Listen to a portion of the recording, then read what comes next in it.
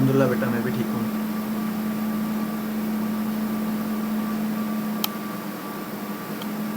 कल आप लोगों की डबल क्लास सिंगल क्लास से जसरा के साथ?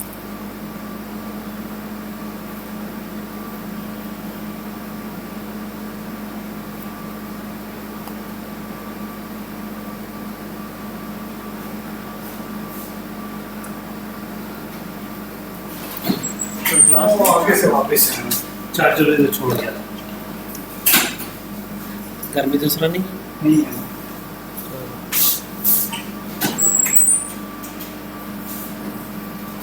हर काम में अल्लाह की बेहतरी होती है। हर काम में।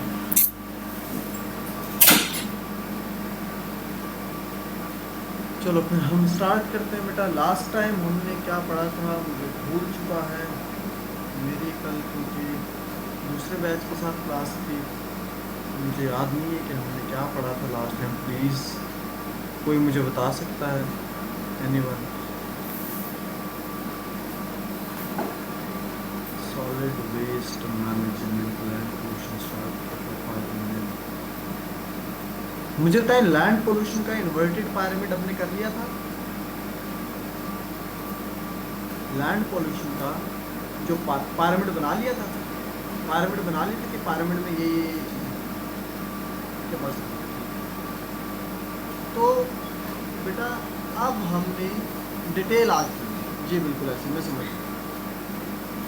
अब ऐसे है कि हमने एक दफ़ा पिरामिड बना लिया था और पिरामिड को बना के हमने देख लिया था कि पाकिस्तान की पॉलिसी में ये चीज़ें एग्जिस्ट करती हैं, ठीक है। और मैंने ये कहा था कि अगर आपके पेपर में आ जाए कि सॉलिड वेस्ट मैनेजमेंट, मैं रिपीट करूँ बेटा, अगर पेपर में आ जाए कि सॉलिड वेस्ट मैनेजमेंट का क्या प्रोसेस है इन पाकिस्तान, तो आपने ये पॉलिसी लिखनी है और हर एक जो हेडिंग है उसको हार्डली 2-2 लाइनों में आपने एक्सप्लेन करना है और वो फाइनल कंसिडर किया जाएगा। मगर आज तक ऐसा हुआ नहीं। तो पेपर में आपके ज़्यादातर जो चीज़ें अपीयर होती हैं प्राइमरीली वो 2 टॉपिक अपीयर होते हैं, एक होता है लैंडफिल और एक होता है इंसिनरेशन। हम इन दोनों को अब समझने की कोशिश करते हैं कि लैंडफिल आपके पास क्या है और इंसिनरेशन। तो पहले है आपके पास लैंडफिल। अब लैंडफिल को ऑब्वियसली बेटा सबसे पहले हमें डिफाइन करना पड़ेगा कि व्हाट इज़ लैंडफिल।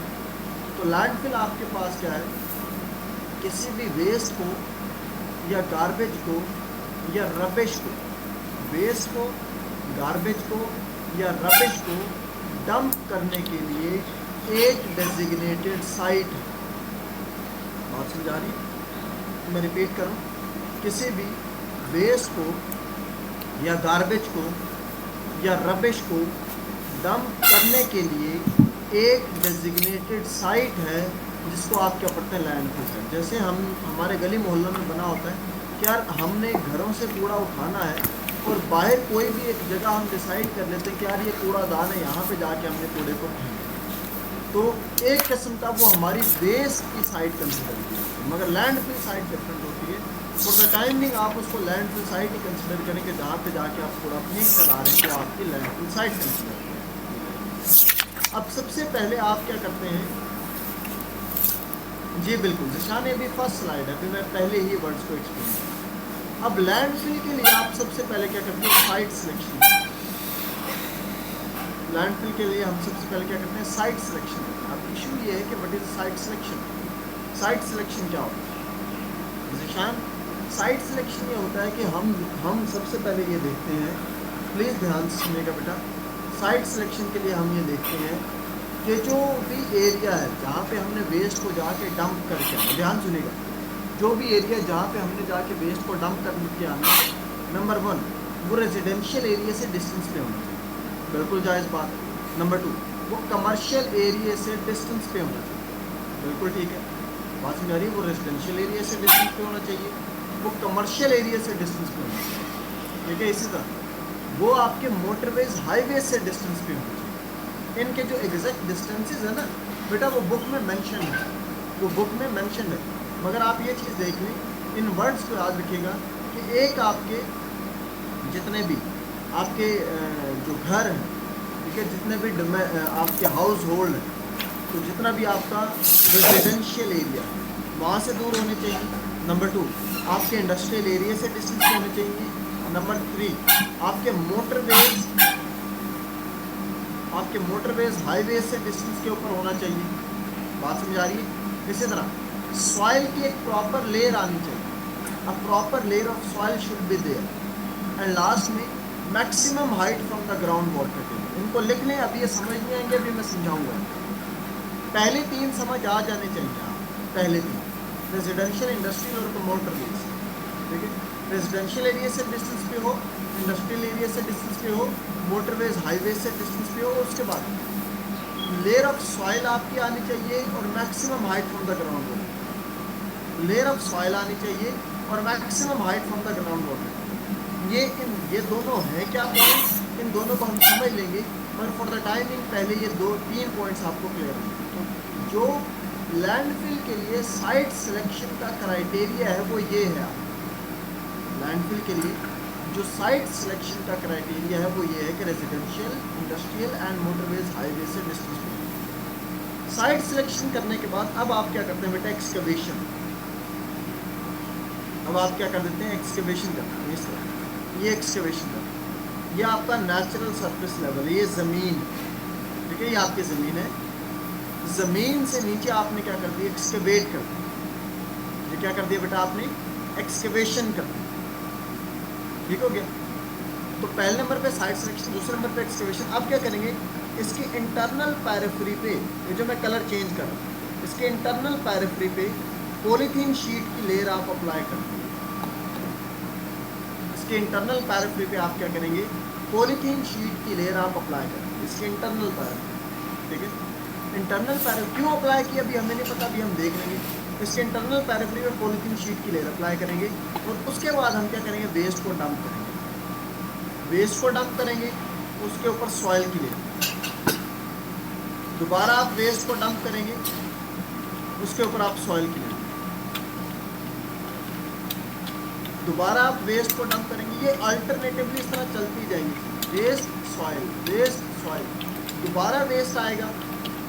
ठीक है, जो आखिरी वेस्ट की लेयर होगी ना बेटा, जो लास्ट वेस्ट की लेयर होगी, उसके ऊपर दोबारा आप क्या करेंगे, पॉलीथीन शीट की लेयर अप्लाई। जो लास्ट वेस्ट की लेयर होगी उसके बाद दोबारा आप पॉलीथीन शीट की लेयर अप्लाई करोगे, उसके ऊपर क्या करोगे, टॉप पे क्या दे दोगे, सॉइल की लेयर। टॉप पे आप किस लेयर दे दोगे, सॉइल। तो नंबर 1 साइट सिलेक्शन की, नंबर 2 एक्सकवेशन की। एक्सकवेशन करने के बाद आपने इंटरनल पैरिफेरी पे पॉलीथीन शीट की लेयर अप्लाई की। उसके बाद आपने अल्टरनेटिवली चलते हुए वेस्ट सॉइल वेस्ट और आखिरी जो वेस्ट की लेयर है, जो लास्ट वेस्ट की लेयर आ रही है, उसके बाद पॉलीथीन शीट की लेयर आप अप्लाई करेंगे और उसके टॉप के ऊपर क्या दे देंगे, सॉइल की। अब सबसे पहला बेसिक क्वेश्चन ये आता है, कि हमने पॉलीथीन शीट की लेयर बेटा क्यों अप्लाई की है, इसके बैक एंड पे क्या रीज़न। तो बेटा अब इसकी रीज़न समझो। इसकी रीज़न ये है, आप ध्यान सुनिएगा बेटा, हमारे पास ये नीचे ये क्या है बेटा, लेट से ये है ग्राउंड वाटर टेबल। ये क्या है, ग्राउंड वाटर टेबल, ये हमारा ground water table. In case मिनाइल बेटा ऐसे हो गया, इन केस ऐसे हो गया कि हमने पॉलीथीन शीट की लेयर अप्लाई ना की, और बारिश हो जाती, इन केस ऑफ प्रेसिपिटेशन, अगर पॉलीथीन शीट की लेयर अप्लाई ना की होती और बारिश हो जाती, जिसको आप प्रेसिपिटेशन पढ़ते हैं, तो अब समय होगा क्या, जब बारिश होगी तो होगा ये कि वाटर जो है वो सीप करता अंदर, वाटर सीप करने के बाद वेस्ट के साथ कंबाइन करता, वेस्ट के साथ कंबाइन करने के बाद एक थिक विस्कस फ्लूइड बनाता है, जिसको आप क्या पढ़ते हैं, लीचेट। क्या पढ़ते हैं, लीचेट। एक ब्राउन कलर का थिक विस्कस फ्लूइड बनता है, जिसको आप लीचेट पढ़ते हैं। अब अगर ये पॉलीथीन शीट की लेयर ना होती तो इस ऑब्वियसली इस लीचेट में नीचे क्या करना था, परकुलेट करना था। इस लीचेट में नीचे क्या करना था, इस तरह परकुलेट करना था। ठीक है, ये लीचेट नीचे परकुलेट करता और किसको इम्प्योर करता, ग्राउंड वाटर टेबल को इम्प्योर करता। तो इसकी वजह से आपकी वाटर पॉल्यूशन कॉज हो सकती थी, इस वजह से आपने क्या किया बेटा, पॉलीथीन शीट की लेयर अप्लाई। मगर इशू ये है कि देयर आर चांसेस, मिनाइल बेटा, देयर आर चांसेस कि शायद ये पॉलीथीन शीट की लेयर भी एक्सपायर कर जाए। देयर आर चांसेस कि पॉलीथीन शीट की लेयर भी एक्सपायर कर जाए। तो आप जब ये एक्सकवेशन करते हैं तो इसके स्टार्टिंग में इस तरह करके 2 पाइप इंस्टॉल करते हैं। इस तरह करके आप 2 पाइप इंस्टॉल करते हैं।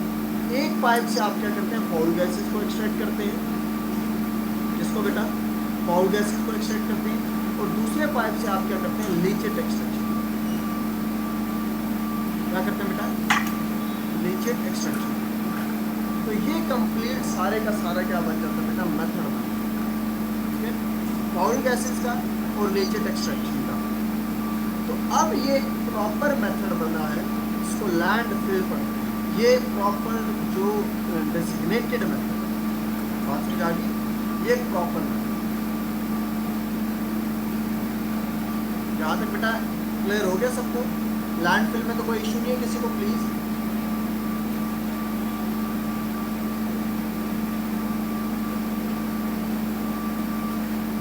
ठीक है। लैंड फिल अब अनीसा और मिनाहिल को क्लियर हो। लैंड फिल जी माहिर सर, जहाँ से आपने वो बताया ना कि 2 पाइप्स हम इंस्टॉल करते हैं, वहाँ से एक्सप्लेन करते हैं, वहाँ से मुझे समझ नहीं आई। देखो बेटा, पॉइंट ये है कि अगर ये पॉसिबिलिटी है कि पॉलीथीन शीट की लेयर भी एक्सपायर हो जाए, पॉलीथीन शीट की लेयर एक्सपायर हो जाती है तो हमें प्रिकॉशंस लेने पड़ते हैं। और प्रिकॉशंस में हम क्या करते हैं कि हम सिंपली क्या करते हैं कि 2 पाइप को इंस्टॉल करते हैं, ठीक है। वो जो 2 पाइप इंस्टॉल करते हैं, वो एक पाइप से क्या होता है, फाउल गैस से बाहर निकल जाती है, और दूसरे पाइप से माइन बेटा क्या होता है, लीचेट एक्सट्रैक्शन होती रहती है। तो इसकी वजह से लीचेट जितना भी बनेगा वो नीचे नहीं जाएगा, बल्कि वो यहाँ से बाहर निकलेगा। तो ये आदिल वाली बात बिल्कुल ठीक है। जो लास्ट क्लास में मेरा लीचेट का पॉइंट रह गया था, वाटर पॉल्यूशन में लीचेट वाला पॉइंट रह गया था, वो यहाँ पर आके बेटा मैंने कवर कर दिया, ठीक है। यहाँ पे आके आपको कवर हो, तो यहाँ तक आपका जो सारे का सारा प्रोसीजर था वो लैंड फिल का प्रोसीजर था, ठीक हो गया। अब हम लैंड फिल को अभी कंप्लीट करेंगे, ठीक है। इंस्टॉलेशन पहले ही करते हैं राबिया बेटा, इंस्टॉलेशन याद रखिएगा आप पहले ही करते हैं, इंस्टॉलेशन कभी बाद में नहीं होता, ठीक है। अब बेटा इसी तरह अभी लैंड फिल को हम कंप्लीट करते हैं, इसकी टाइप्स को पढ़ने के बाद, और फिर हम क्या करेंगे, फिर हम इंसिनरेशन पढ़ेंगे। इंसिनरेशन क्या है? इंसिनरेशन का मतलब आप लोगों को मैं पहले भी बता चुका हूँ, जो बर्निंग है वो अभी मैं दिखा दूँ, मगर फॉर द टाइम बिंग पहला आपने लैंड फिल को डिटेल से पढ़ा। अब अगर आप लोगों को याद हो, लास्ट क्लास में मैंने क्या किया था, लैंड पॉल्यूशन जब लिखवाई थी तो उसमें मैंने कुछ पॉल्यूटेंट्स लिखवाए थे, अगर आप लोगों को याद हो। आप याद, मुझे याद है बेटा, मैंने कुछ पॉल्यूटेंट्स लिखवाए थे, जिसमें एक हॉस्पिटल वेस्ट था, एक इंडस्ट्रियल था, एक म्यूनिसिपल सॉलिड वेस्ट था, एक कंस्ट्रक्शन था, और उसके बैक एंड पे मैंने कहा था कि एक रीज़न है। तो वो रीज़न आपके पास क्या है दरअसल, देखो इकरा बेटा बात सुनियो, ये है लैंड फिल की आगे डेफिनेशन, ठीक है। ये एक डेजिग्नेटेड साइट है, ठीक है, ये डेजिग्नेटेड साइट्स हैं जहाँ से आपका वेस्ट गार्बेज या रबिश को डंप किया जाता है। उसके बाद ये आपके पास सारी की सारी के these are types of land, these are types of land. तो टाइप्स ऑफ लैंड फिल में अगर देखा जाए ध्यान से, तो सबसे पहले आती है sanitary landfill. Sanitary landfill कौन सी है, जो हैजर्डस वेस्ट को एक्सेप्ट करती है, जैसे कि hospital waste. Sanitary landfill आपके पास कौन सी है, जो हैजर्डस वेस्ट को एक्सेप्ट करती है, जैसे कि हॉस्पिटल वेस्ट। दूसरी है industrial landfill. Industrial landfill कौन सी है, जो इंडस्ट्रियल वेस्ट को एक्सेप्ट करती है, किसको, इंडस्ट्रियल वेस्ट को जो एक्सेप्ट करती है। Municipal solid waste landfill कौन सी है, जो डोमेस्टिक वेस्ट को एक्सेप्ट करती है। और लास्ट में आपके पास आ जाता है construction and demolition waste landfill. उसमें हमारे पास है जितने भी सिविल इंजीनियरिंग की साइट्स का वेस्ट,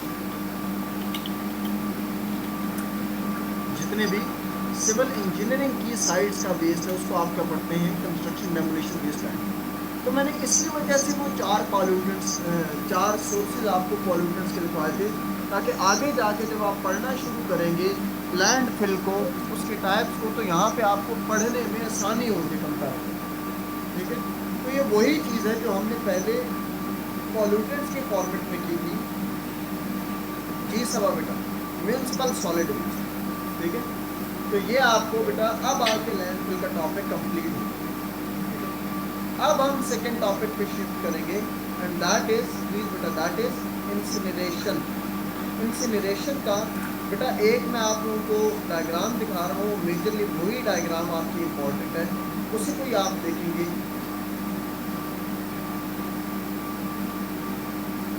और इसको हम पढ़ते हैं वेस्ट टू एनर्जी मॉडल।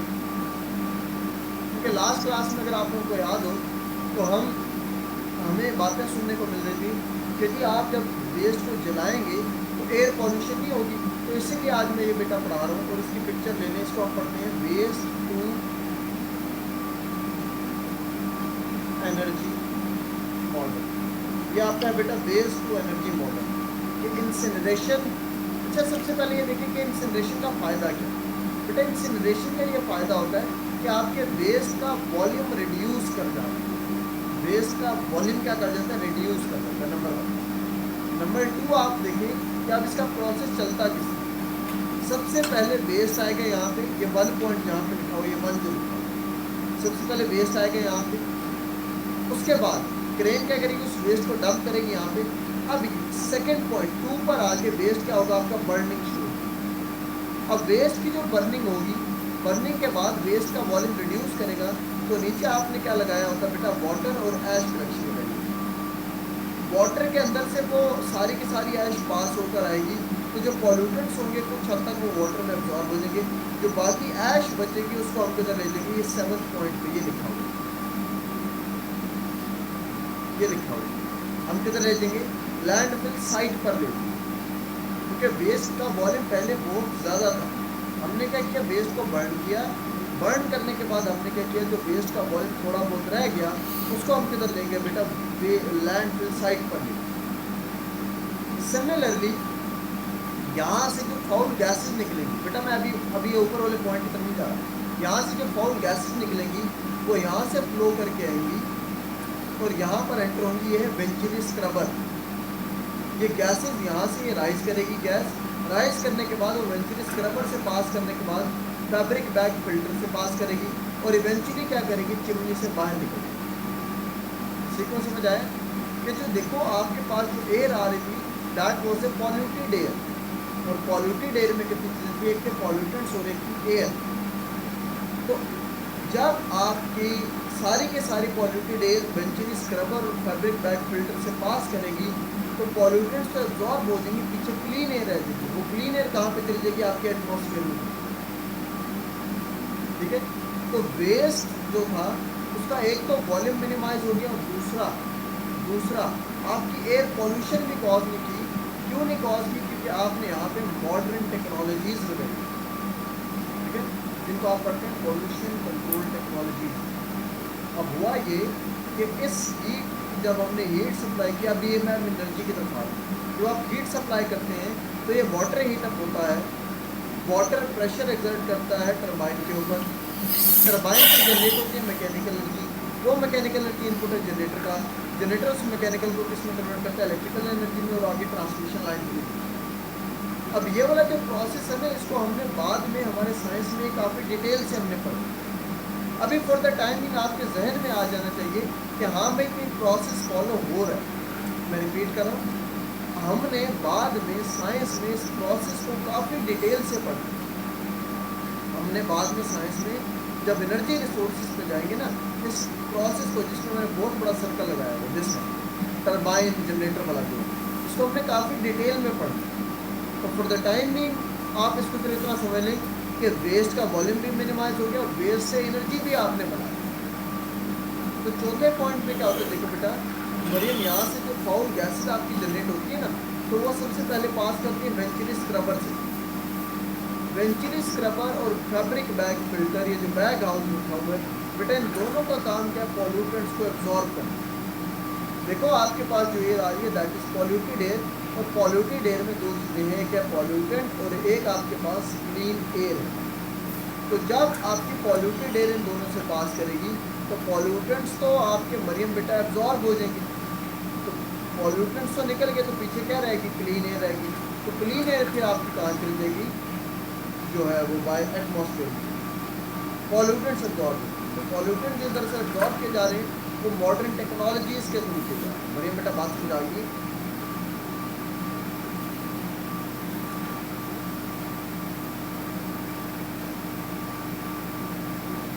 बेटा इसको हम पढ़ते हैं वेस्ट टू एनर्जी मॉडल, मगर सुना बेटा मैं काफी देर से बेटा बोल रहा था, मैं यही चीज बता रहा था कि ये सारे का सारा पॉइंट जो है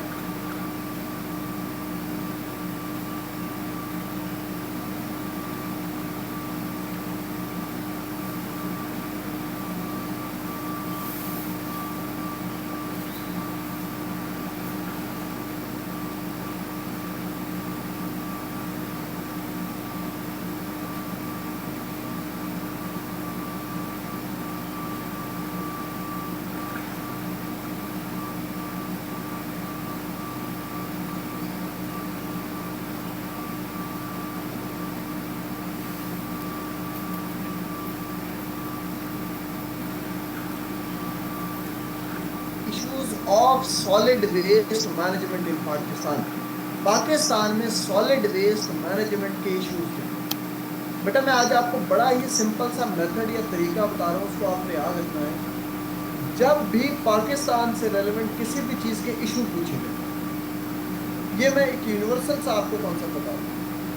जब भी पाकिस्तान में आपसे किसी भी इशू के बारे में या किसी भी पॉइंट के ऊपर आपसे इश्यूज पूछे जाए, किसी भी टॉपिक के आपसे इश्यूज पूछे जाए, आप पता है क्या किया करें, सिंपली उस इशू से रेलेवेंट पाकिस्तान की पॉलिसी पढ़ा। मैं रिपीट करूं, सिंपली उस इशू से रेलेवेंट पाकिस्तान की पॉलिसी पढ़ा। और जब पॉलिसी पढ़ेंगे ना तो सिंपली पॉलिसी के पॉइंट को उल्टा कर दिया करें, वही पाकिस्तान पॉलिसी के पॉइंट्स को क्या कर दिए गए, रिवर्स कर दिए गए। एग्जाम्पल के थ्रू हमने इन्वर्टिंग पिरामिड बनाया था, तो उसमें हमने देखा था इंसिनरेशन को एंड पे करना चाहिए। इंसिनरेशन सबसे लास्ट पॉइंट होता है। पाकिस्तान में अगर आप देख लें तो सबसे पहले क्या करने की कोशिश की जाती है कि वेस्ट को जला के खत्म कर दें। बात समझा रही? तो जो लीस्ट प्रेफर्ड ऑप्शन हो पाकिस्तान में फर्स्ट एंड फॉरमोस्ट ऑप्शन बन जाता है। ये सबसे पहला इशू है। सिमिलरली आप यहाँ पर देखें कि इशू ये है जी, प्लीज ध्यान सुनिएगा बेटा। इशू ये है कि यहाँ पर हमें सिखाया गया है कि चलो ठीक है बर्निंग भी करनी है तो क्लोज्ड बर्निंग करो, इसको आप चैम्बर्ड बर्निंग करो। क्या पढ़ते हैं,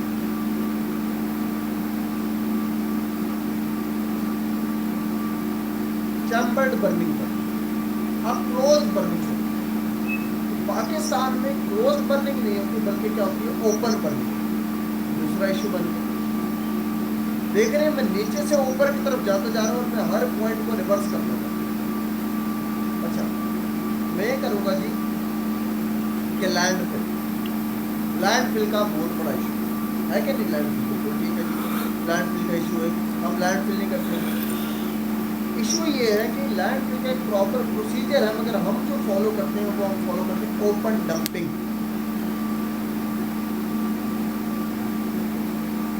हम क्या फॉलो करते हैं, ओपन डंपिंग। हम लैंडफिल नहीं करते, हम मेहनत नहीं करते। मैं क्या करूँगा, मैं जाके वेस्ट जो मेरे पास होगा उसको सिंपली बाहर फेंक दूंगा, ये खाने का। तो जो मेरे से मेरे पॉइंट बनेंगे बेटा वो मेरी पॉलिसी को रिवर्स करके ही बने। ठीक है, इसी तरह हम वेस्ट की जो अमाउंट है, हम वेस्ट का वॉल्यूम को रिड्यूस नहीं करते। ठीक है, तो जो वेस्ट की क्वांटिटी जनरेट होती है वो बहुत ज़्यादा होती है, वेस्ट वॉल्यूम बहुत ज़्यादा। पॉइंट समझा रहे? तो ये इस तरह की वो चीज़ें हैं, जिनकी जो हमारे क्या बेटा पाकिस्तान की इश्यूज हैं रिलेटेड टू सॉलिड वेस्ट। तो किसी भी चीज़ के इश्यूज जब आपने देखने हैं तो बड़ा सिंपल सा तरीका है, आप उस पॉइंट से रेलेवेंट, उस कॉन्सेप्ट से रेलेवेंट सिंपली क्या निकालेंगे, पाकिस्तान की पॉलिसी निकालेंगे। और जो भी बेटा पॉलिसी है पाकिस्तान की, उसको सिंपली क्या कर देंगे बेटा, वही पाकिस्तान की क्या बनेगी, इशू। बेटा यहाँ से क्लियर हो गया सबको? प्लीज़ मुझे बताएं।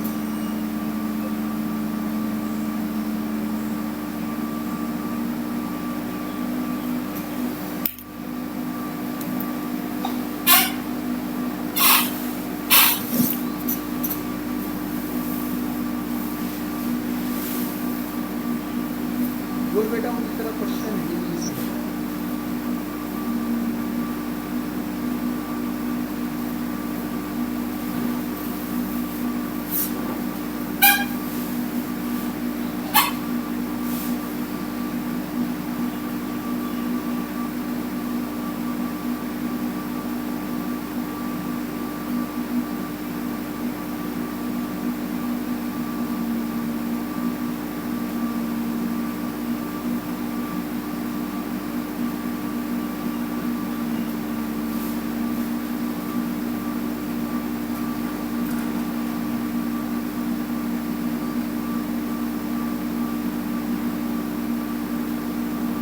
बोल बेटा, मैंने बताया तो था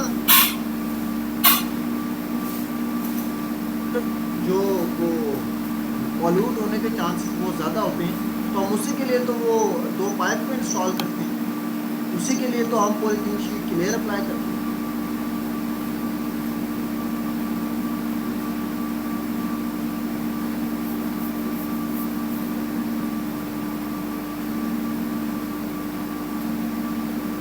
बेटा नहीं, ये स्मॉल स्केल पर नहीं हो सकता, इसके लिए प्रॉपर आपको स्पेस चाहिए।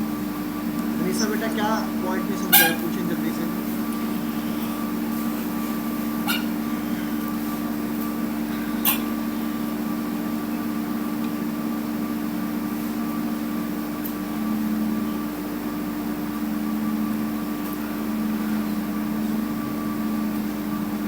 अनीसा अनम्यूट करके बता बेटा, मुझे नहीं समझ आया। अच्छा मैं सर वो सर एक ये जो टॉपिक है ना, जो फर्स्ट पॉइंट लाइक हमने बताया था, बाकी तो 3 पॉइंट्स लिखनी है मैंने, लाइक इसमें ओपन बर्निंग है, ओपन डंपिंग। तो फर्स्ट पॉइंट आपने क्या बताया था? ऊपर जो फर्स्ट पॉइंट मैंने बताया था कि बेटा जो हमारी लीस्ट प्रेफर्ड ऑप्शन है, हमारी लीस्ट प्रेफर्ड ऑप्शन है इंसिनरेशन, मगर वो पाकिस्तान में फर्स्ट प्रेफर्ड ऑप्शन बन जाता है। ओके ठीक है सर, थैंक यू।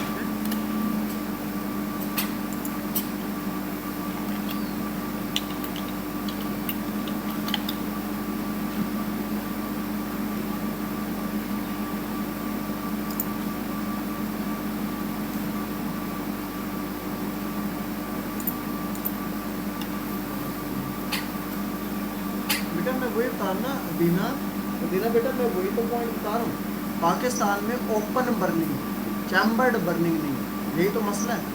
जी रबिया, रबिया बेटा पूछिए। जी सर, मैंने ये पूछना था, यहाँ पे मैथ्स की इंस्टॉलेशन तो हो गई थी,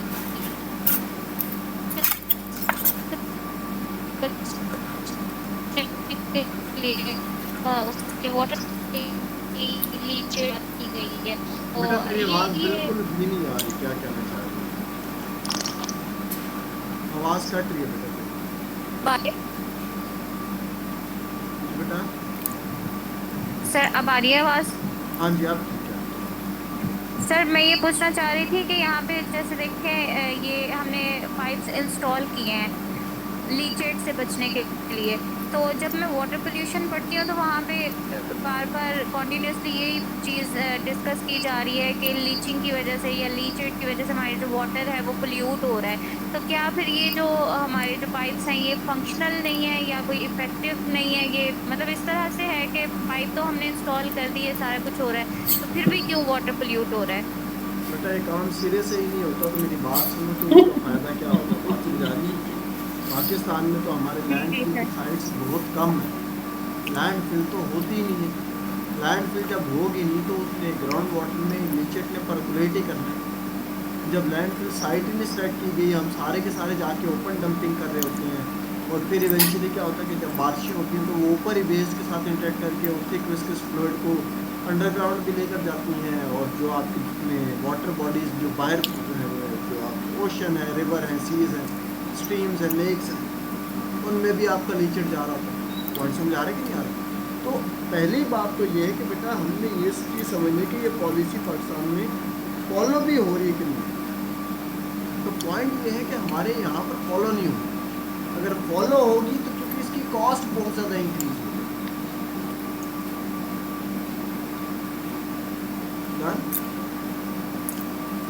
yes sir, all clear is. अब हमारे पास जो नेक्स्ट पॉइंट है बेटा, दैट इज जो नेक्स्ट टॉपिक है वो है बेटा रोल ऑफ। सबा बेटा क्या रिपीट कर दें, पूरी रात कहानी सुना सुना के आखिर में बताओ क्या क्या रिपीट करें।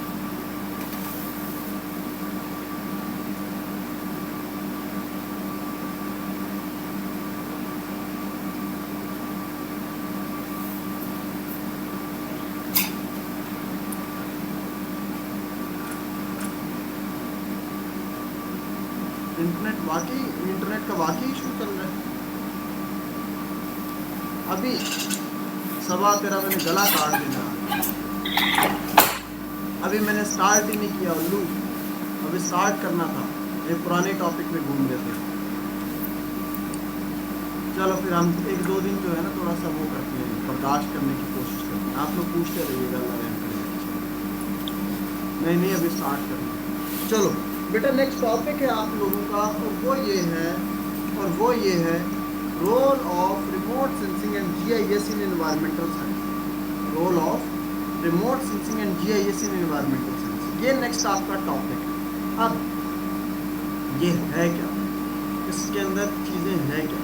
हमारे पास जो पॉइंट है वो लिखा हुआ सबसे पहले रिमोट सेंसिंग और जीआईएस। हम वर्ड बाय वर्ड समझते हैं। रोल का मतलब होता है एप्लीकेशन या इम्पोर्टेंस, ठीक है। इम्पोर्टेंस बतानी है या एप्लीकेशंस बतानी किसकी, रिमोट सेंसिंग की और जीआईएस की। कहाँ पर, एनवायरमेंटल सेंसिंग। अब रिमोट सेंसिंग आपके पास क्या है, अब इसको समझ लें। रिमोट क्या होता है, रिमोट सेंसिंग और जीआईएस ये दोनों क्या है बेटा, याद रखिए ये दोनों सॉफ्टवेयर हैं, ये दोनों सॉफ्टवेयर। रिमोट सेंसिंग भी आपका सॉफ्टवेयर है, जीआईएस भी आपका सॉफ्टवेयर है। रिपीट करो, रिमोट सेंसिंग भी आपका सॉफ्टवेयर है और जीआईएस भी आपका सॉफ्टवेयर है, ठीक है। पहली चीज़ तो ये कंफर्म है, मगर इन दोनों के सेपरेट सॉफ्टवेयर होते हैं। रिमोट सेंसिंग अलग सॉफ्टवेयर है, जीआईएस के अलग। अब मैं जब पढ़ाऊंगा तो मैं रिमोट सेंसिंग और जीआईएस को कंबाइन करके पढ़ाऊंगा। मैं रिपीट कर रहा हूँ, हमने बेटा सिविल इंजीनियरिंग जब हम कर रहे थे क्लास में तब हमने इन सॉफ्टवेयर्स को यूज़ किया, ठीक है। तो मैं इन दोनों सॉफ्टवेयर्स को कंबाइन करके पढ़ाऊंगा ताकि आपको कॉन्सेप्चुअल क्लैरिटी मिले, ठीक हो गया। वैसे मैं आप लोगों को शुरू में बता दूं कि इन दोनों के अलग अलग सॉफ्टवेयर हैं। अब पॉइंट है बेटा, रोल का मतलब है एप्लीकेशन। अब हम रिमोट सेंसिंग को वर्ड बाय वर्ड समझेंगे। रिमोट का क्या होता है, रिमोट का मतलब क्या होता है, रिमोट का मतलब होता है something which is far away. Remote का क्या मतलब होता है, something which is far away, कोई भी चीज़ जो हमसे बहुत ज़्यादा दूर है, ठीक है। सेंसिंग का मतलब क्या होता है, सेंसिंग का मतलब होता है टू कलेक्ट डेटा। सेंसिंग का क्या मतलब होता है, टू कलेक्ट डेटा, ठीक है। तो रिमोट सेंसिंग की डेफिनेशन में अब ये 3 वर्ड्स मैं बता दूं जो लिखने जरूरी है। अगर ये 3 वर्ड्स आएंगे तो रिमोट सेंसिंग की डेफिनेशन कंप्लीट कंसिडर कीजिए। नंबर 1, कोई भी एरिया जो हमसे बहुत ज़्यादा दूर है। नंबर 2, उसके बारे में आपने डेटा कलेक्ट करना। कैसे कलेक्ट करना, विदाउट फिजिकल कॉन्टैक्ट। ये 3 चीज़ें हैं, मैं रिपीट कर रहा हूँ। कोई भी एरिया जो हमसे बहुत ज़्यादा दूर है उसके बारे में डेटा कलेक्ट करना है, और कैसे करना है, विदाउट फिजिकल कॉन्टैक्ट। ये 3 वर्ड्स हैं बेटा, इनको याद कर लें। कोई भी एरिया जो हमसे बहुत ज़्यादा दूर है उसके बारे में डेटा कलेक्ट करना है, और कैसे करना है, विदाउट फिजिकल कॉन्टैक्ट। तो ये तो आगे रिमोट सेंसिंग की डेफिनेशन।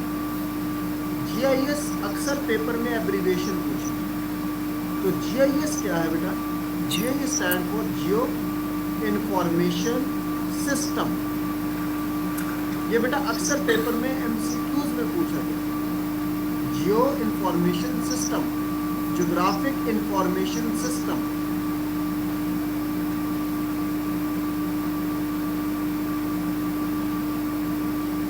तो बेटा ये इस जीआईएस को आप पढ़ते हैं ज्योग्राफिक इंफॉर्मेशन सिस्टम, ठीक है। तो हमारे पास दो चीजें आ गई, एक है रिमोट सेंसिंग और एक है जीआईएस। अब मैं इन दोनों को कंबाइन करके समझा। अब देखो बेटा, समझने का एक तरीका है, एक मेथड। मेथड क्या है? मैं ये बताऊंगा कि रिमोट सेंसिंग और जीआईएस के बैक एंड पे वर्किंग क्या है। रिपीट करो, मैं ये आपको समझाऊंगा कि रिमोट सेंसिंग और जीआईएस के बैक एंड पे क्या वर्किंग चल रही है। जब आपको ये समझ आ जाएगा कि इसके बैक एंड पे ये वर्किंग चल रही है, तो बेटा आपको इजीली एप्लीकेशन खुद ही जज कर, बात समझ आ गई? एप्लीकेशन क्या करोगे? इजीली खुद ही जज कर, देखोगे। तो अब समझने की कोशिश करो ध्यान से। ये रिमोट सेंसिंग और इसका प्रोसेस है। मैं इस एक प्रोसेस के अंदर आपको रिमोट सेंसिंग और जीआईएस दोनों एक्सप्लेन करूंगा, इसमें से फोकस रखिएगा। लेट्स से हमारे पास ये एक सी पॉइंट है, ये सी वो पॉइंट है जिसके बारे में आपने डेटा कलेक्ट करना है। मैं रिपीट करूँ, ये सी वो पॉइंट है जिसके बारे में आपने डेटा कलेक्ट करना है। अब सी, और आप कहाँ पर बैठे हैं? लेट्स से आप इस पॉइंट के ऊपर बैठे हैं जिसको मैंने टिक लगाया। ये जो मैंने यहाँ पे टिक लगाया हो ना बेटा, ये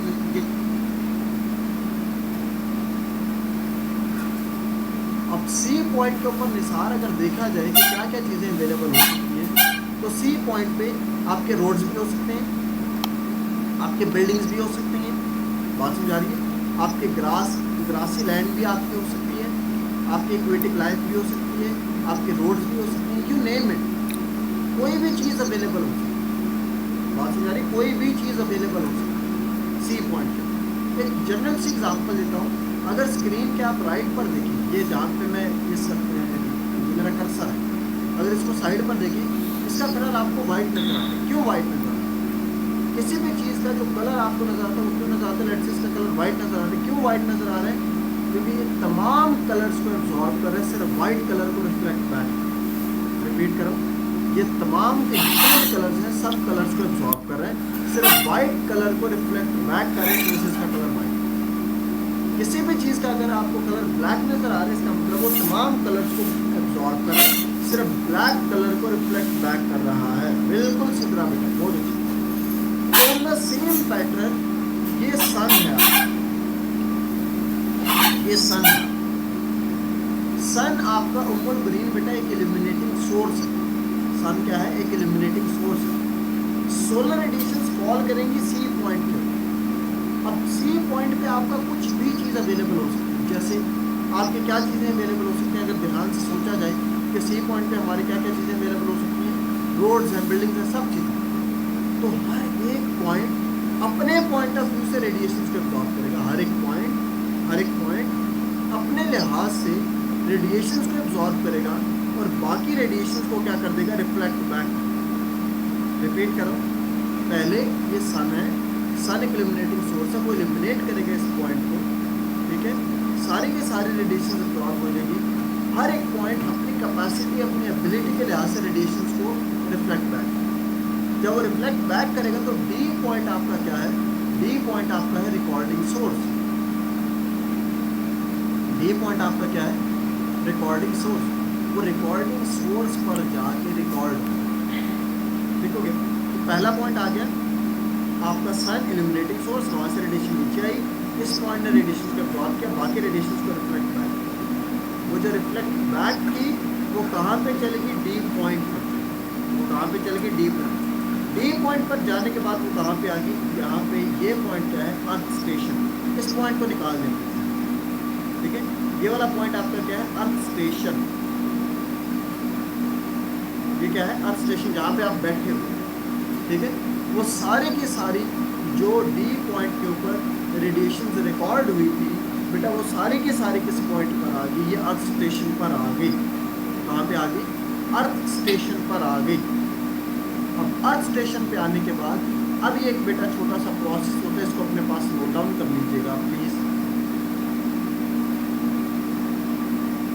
इस प्रोसेस को अपने पास नोट डाउन कर लें प्लीज। हमारे पास जब अर्थ स्टेशन पे हमें दरअसल क्या मिलती है, एक पिक्चर मिलती है। अर्थ स्टेशन पे हमें क्या मिलती है बेटा, एक पिक्चर मिलती है। उस पिक्चर को लेके हमारी GIS की एक लाइब्रेरी बनी होती है जिसको हम पढ़ते हैं पिक्चर लाइब्रेरी। एक लाइब्रेरी बनी हुई होती है जिसको आप पढ़ते हैं पिक्चर लाइब्रेरी। उस पिक्चर को लेके हम पिक्चर लाइब्रेरी में लेकर जाते हैं। जो हमें जो रेडिएशन के थ्रू जो इमेज मिला है, जो पिक्चर मिली है, उसको पिक्चर लाइब्रेरी में लेकर जाएंगे। वहां पे जाके फिर हम कलर्स को मैच करेंगे।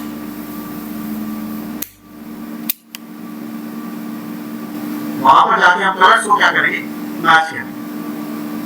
कलर्स को मैच क्यों किया जाता है, in order to identify the object. Identify the object, ताकि हम ऑब्जेक्ट्स को आइडेंटिफाई कर सकें। पिक्चर को पिक्चर लाइब्रेरी में लेकर जाएंगे, Recording in progress. कलर्स को मैच करेंगे, ठीक है, और आइडेंटिफाई करेंगे ऑब्जेक्ट्स को। जब ऑब्जेक्ट्स आपके आइडेंटिफाई हो जाएंगे तो उसके बाद आप क्या करेंगे, using some kind of software,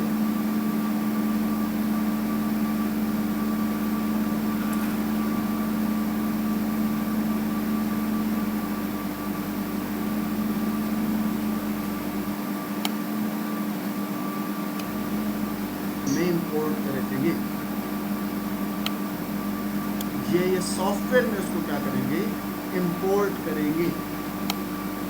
repeat कर रहा हूँ, पिक्चर को पिक्चर लाइब्रेरी में लेकर गए, कलर्स को मैच किया, ऑब्जेक्ट्स को आइडेंटिफाई किया, सॉफ्टवेयर के थ्रू मैप को ड्रॉ किया, सॉफ्टवेयर के थ्रू प्रॉपर मैपिंग की, फिर GIS सॉफ्टवेयर में उसको आप इंपोर्ट कर लेंगे।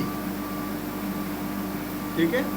अब स्टार्टिंग में जब आपके पास ये पिक्चर आती है बेटा, जो स्टार्टिंग में ये वाली जो पहली पिक्चर, जो स्टार्टिंग में पिक्चर आई, प्लीज बेटा, ये जो स्टार्टिंग में पिक्चर आई है, जितना इसको जूम करेंगे इसके पिक्सल्स उतने ही खराब होना शुरू हो जाएंगे।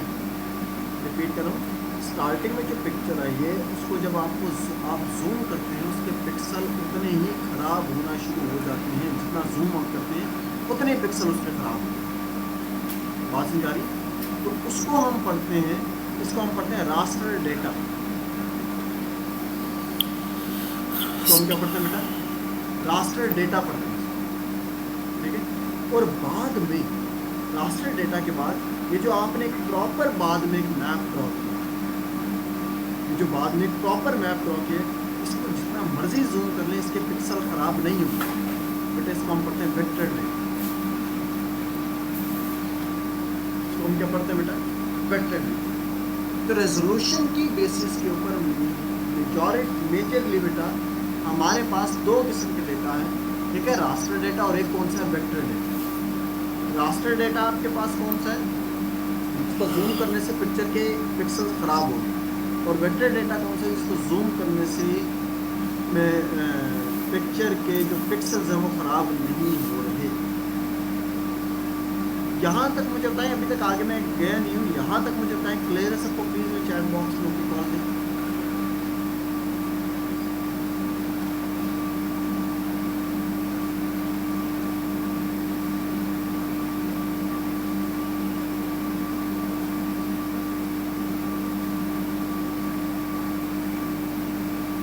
ठीक है, विकास हम कर लेते हैं इसको, मैं देखता हूँ।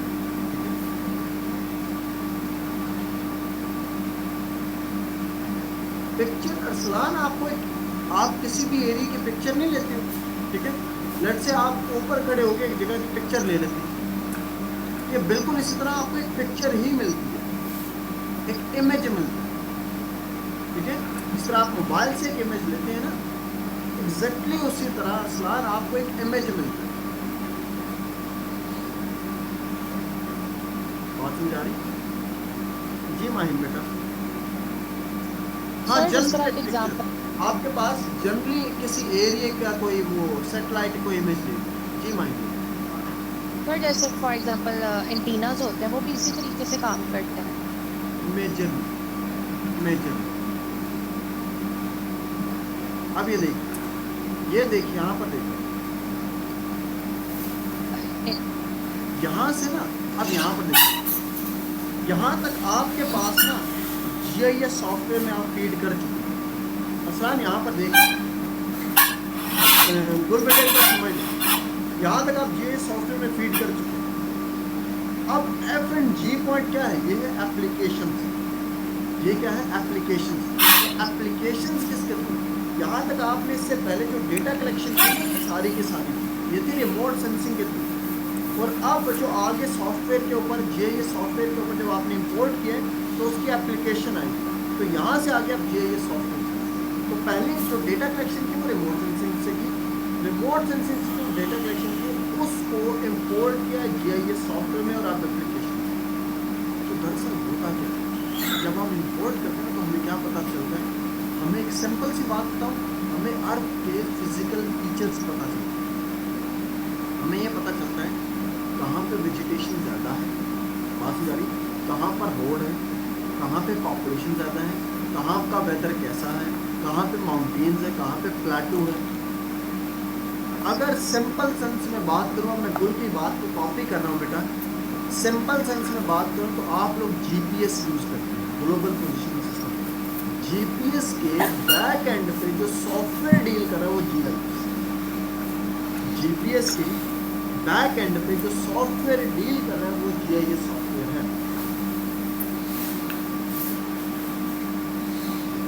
बात समझ आ रही है?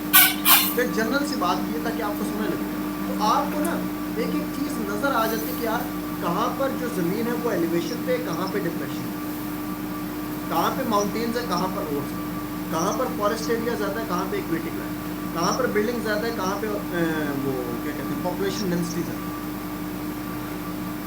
Exactly Dinesh, exactly. तो दिनेश बेटा अब आएंगे इनकी एप्लीकेशन के ऊपर कि हमारे पास रिमोट सेंसिंग और GIS की एप्लीकेशन क्या है। हमारे पास रिमोट सेंसिंग और GIS की एप्लीकेशन क्या है, इंपॉर्टेंस क्या है, इनका रोल क्या है। बेटा रोल अगर देखा जाएगा ध्यान से तो आप सबसे पहला बेसिक पॉइंट ये लिखेंगे कि देखिए हमें वेजिटेशन डेटा मिल रहा है।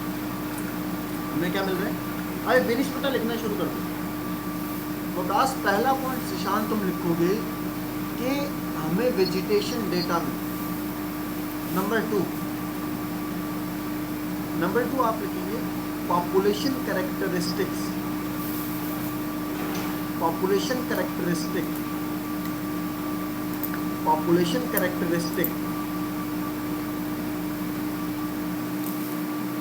नेक्स्ट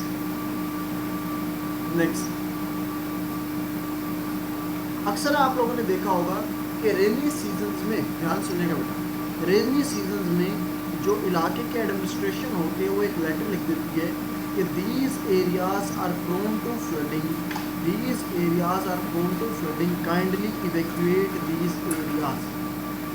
ठीक है, ये एरियाज, इन एरियाज में फ्लडिंग हो सकती है, तो इन एरियाज को आप क्या कर दें, इवैक्यूएट कर दें। बेटा वो जो किया जाता है, कैसे किया जाता है? दरअसल इस सॉफ्टवेयर के थ्रू जब एक एरिया का डेटा आ जाता है तो आपको ये पता चल जाता है कि ये आपके पास सी लेवल कितना राइज करेगा। बात समझ आ रही है? आपको क्या पता चल जाता है कि सी लेवल कितना राइज करेगा। अब सी लेवल इतना राइज करेगा तो वहाँ से पता चल जाता है कि इतने इलाके के जो लोग हैं इनके ऊपर फ्लडिंग हो सकती है। बात समझ आ रही है? इतने इलाके के लोग हैं जिनके ऊपर क्या हो सकती है, फ्लडिंग हो सकती है। तो उस इलाके के एरिया के लोगों को लेटर लिख दिया जाता है कि आप इन एरियाज को इवैक्यूएट। सिंपल सेंस में डिजास्टर रिस्क मैनेजमेंट इसके ऊपर फोकस करता है, डिजास्टर रिस्क मैनेजमेंट। बात समझ आ रही है? इसी तरह नेक्स्ट एप्लीकेशन लिखे weather data.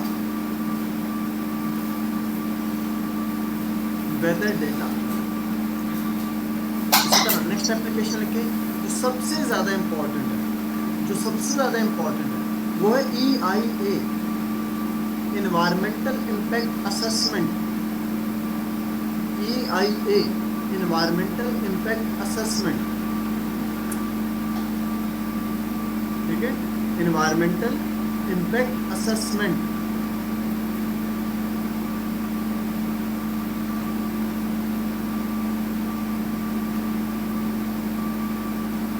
Environmental impact assessment.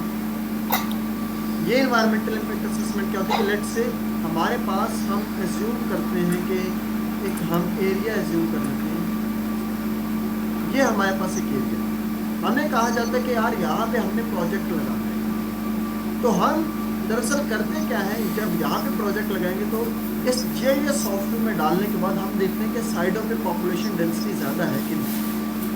अगर साइडों पे पॉपुलेशन डेंसिटी ज़्यादा होगी तो ऑब्वियसली, और अगर उससे एयर पॉल्यूशन इंडस्ट्री से ज़्यादा जनरेट होगी तो प्रोजेक्ट क्या होगा, फेल कर देगा, उस प्रोजेक्ट को अलाउ नहीं किया जाएगा। तो इसका एक स्पेसिफिक क्राइटेरिया है जो IEEE रेगुलेशन 2000 में मेंशन है, वो एक सेपरेट कहानी एनवायरमेंटल साइंस की है। तो आपको सिर्फ इतना समझना है कि भाई दरअसल एनवायरमेंटल इम्पैक्ट असेसमेंट भी यहीं से ही की जाती है, ठीक है। आपको अर्थ के फिजिकल फीचर्स के बारे में पता चलता है, तो आपके जहन में अब जो जो चीज़ें आती हैं लिखेंगे जो अर्थ के फिजिकल फीचर्स के बारे में रहेगा। माउंटेन का डेटा है, आपको नेटवर्क का डेटा मिलेगा, आपको इंफ्रास्ट्रक्चर का डेटा मिलेगा, सेक्टरा से। तो बेटा ये मैंने एग्जांपल दी थी कि हमारा लेट से एक हमने प्रोजेक्ट इंस्टॉल करना है, कोई इंडस्ट्री है, उसको हमने इंस्टॉल करना है। तो हम क्या करते हैं दरअसल, अब ये इंडस्ट्री आपके पास, तो इंडस्ट्री को लगाने के बाद हम ये देखते हैं इस सॉफ्टवेयर में जब ये सारे इम्पोर्ट करते हैं तो उस इंडस्ट्री को लगाने के बाद हम ये देखते हैं कि साइड पे पॉपुलेशन डेंसिटी कितनी है, साइडों पे पॉपुलेशन डेंसिटी ज़्यादा है या नहीं है। अगर साइडों पे पॉपुलेशन डेंसिटी ज़्यादा है तो आयशा बेटा ऑब्वियस सी बात है कि ज़्यादा लोग इफेक्ट होंगे। जब ज़्यादा लोग इफेक्ट होंगे तो ये जो आपके पास ये जो इंडस्ट्री लगाई है ये विजिबल नहीं रहेगी। तो ये प्रोजेक्ट क्या करेगा, ऑब्वियसली ये फेल।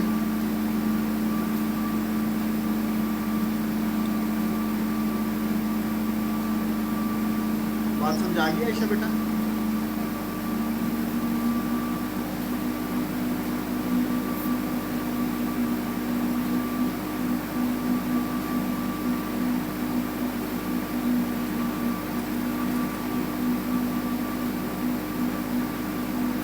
Clear? All done?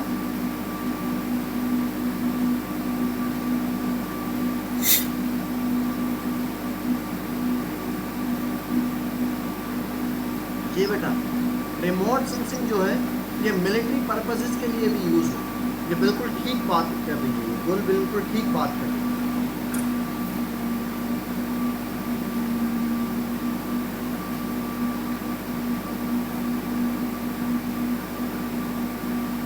पहला जो बुल ने पॉइंट बताया वो बिल्कुल यही है कि बेटा हम जितनी भी लोकेशंस फाइंड आउट करते हैं, जितने भी लोगों को देखते हैं, लोकेलिटीज़ को देखते हैं, तो वो मेजरली इसी सॉफ्टवेयर के बात समझ आ गई थी। दूसरा, there is a difference between Google Earth and Google Map. Google Map में आपको सिंपल बेसिक लेवल के आपको फीचर्स मिलते हैं, ठीक है, मेजरली आपको रेल रोड नेटवर्किंग मिलती है। मगर गूगल अर्थ में आपको एक एक जगह की प्रॉपरली शेडिंग मिलती है कि कहाँ पे वेजिटेशन डेटा कितना है, ठीक है। और रिमोट सेंसिंग तीसरा बेटा मैंने क्वेश्चन का आंसर, ठीक है। तो मेजरली तो ये जितने भी हमारे पास जो एरियाज होते हैं जहाँ पे ये क्या कहते हैं ये न्यूक्लियर एक्टिविटीज चल रही होती है, तो बेटा उनमें भी ये सारे के सारे ये रिमोट सेंसिंग ही यूज़ करते, ठीक है, लोकेट करने के लिए, किसी भी कंट्री की साइट्स को लोकेट करने के लिए यूज़ करते। तो बेटा ये आपका एक छोटा सा टॉपिक था, आई होप आप लोगों को समझ आ गया होगा। यहाँ तक प्लीज़ बेटा मुझे चैट बॉक्स में होकर कॉल करें।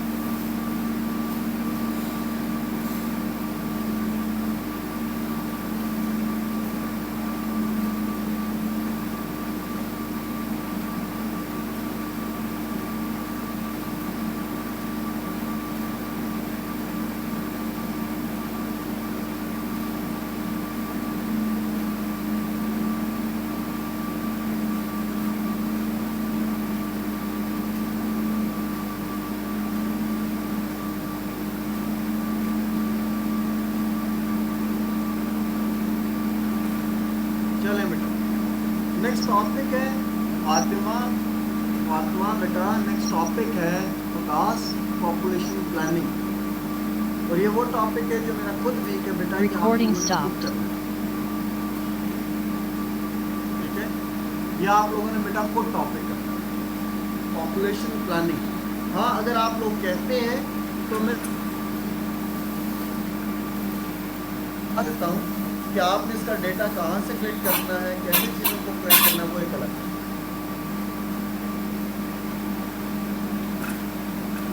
ठीक हो गया?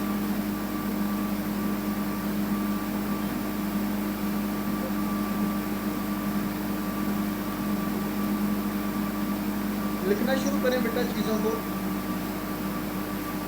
मैं बोलता जाता हूँ।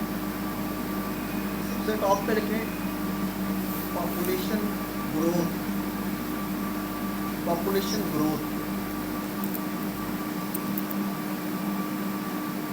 सबसे पहले हमने क्या करना है, पहला बेसिक पॉइंट लिखेंगे कि आपने हिस्ट्री से ट्रेंड्स निकालने। बेटा मैं क्या कह रहा हूँ, फरहान, उनैस मैंने कहा है कि आपने हिस्ट्री से ट्रेंड्स निकालने, specifically starting from 1990s and onwards. किसके ट्रेंड निकालने हैं? पॉपुलेशन ग्रोथ के ट्रेंड्स निकालने। किसके ट्रेंड्स निकालने? पॉपुलेशन ग्रोथ के, कि कब पॉपुलेशन सबसे ज्यादा थी, कब पॉपुलेशन ग्रोथ रेट सबसे ज्यादा था और कब सबसे कम। ये नहीं कि हर साल का सेपरेटली याद करो, हार्डली दो दफा का याद कर लो कि 2 दफा पॉपुलेशन ग्रोथ रेट सबसे ज्यादा था तो क्यों था, और 2 दफा जब रिलीज था तो क्यों। बस उन 2 ईयर्स को निकालो। ये इंटरनेट पे जब आप लिखेंगे ना, ये जिशान जब आप लिखोगे ना population growth rate in Pakistan, ठीक है, तो आपको गूगल के ऊपर या वर्ल्ड बैंक के ऊपर या यूनाइटेड नेशंस की साइट के ऊपर, मेजरली वर्ल्ड बैंक की साइट के ऊपर आपको ना एक ग्राफ मिलेगा। ठीक है, उस ग्राफ से आपने क्या करना है, उसको उसके अंदर आपको जहाँ पर पीक डाउन नजर आए तो आपका वो लोएस्ट ग्रोथ रेट है, जहाँ पर पीक सबसे ऊपर नजर आए इसका मतलब वहाँ पे हाईएस्ट ग्रोथ। ठीक हो गया? सेकेंड नंबर पे आपने पढ़ना है बेटा, सेकेंड नंबर पे आपने पढ़नी है एज स्ट्रक्चर डायग्राम। लिखें बेटा, एज स्ट्रक्चर डायग्राम।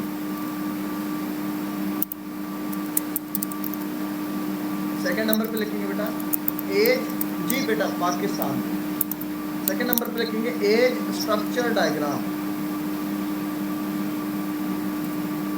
इसको इन्वर्टेड टी डायग्राम भी पढ़ते हैं। इसको क्या पढ़ते हैं बेटा? Inverted T diagram. T capital T.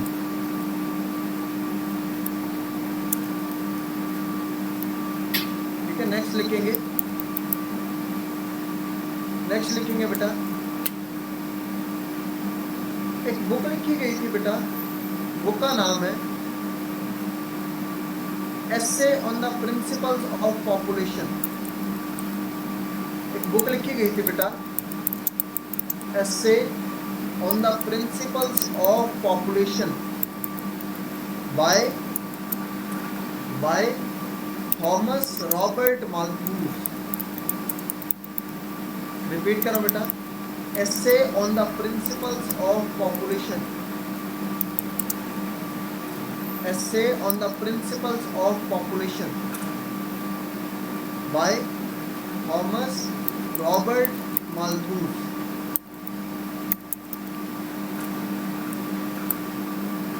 इस बुक में एक थ्योरी दी गई थी और थ्योरी का नाम था Malthusian theory, MALTHUSIAN, Malthusian theory. इस बुक में एक थ्योरी दी गई थी बेटा, उस थ्योरी का नाम था माल्थूसियन थ्योरी। आपने उस थ्योरी को भी पढ़ना। ये बेटा एज ए होल कंटेंट बता रहा हूँ मन बेटा, ये एज ए होल कंटेंट है, ये हर जगह काम आएगा। कुछ जगह टेक्निकल चीज़ें भी ज़्यादा बताऊँगा तो वो आपके फिर ऑब्वियसली एसए में नहीं आएंगी, वो आपके किसी और सब्जेक्ट में, वो जीएसए में भी आ सकेंगे। ठीक है, जैसा ये माल्थूसियन थ्योरी, माल्थूसियन के स्पेलिंग बेटा मैं बता रहा हूँ, माल्थूसियन थ्योरी। अच्छा, नेक्स्ट लिखेंगे बेटा कॉजेज ऑफ, जी Nisar, causes of population growth in urban cities. Causes of population growth in urban cities. जी Nisar,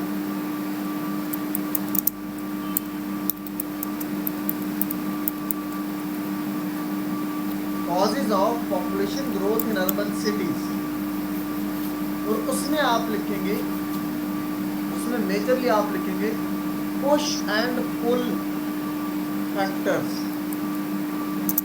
push and pull factors, push and pull factors.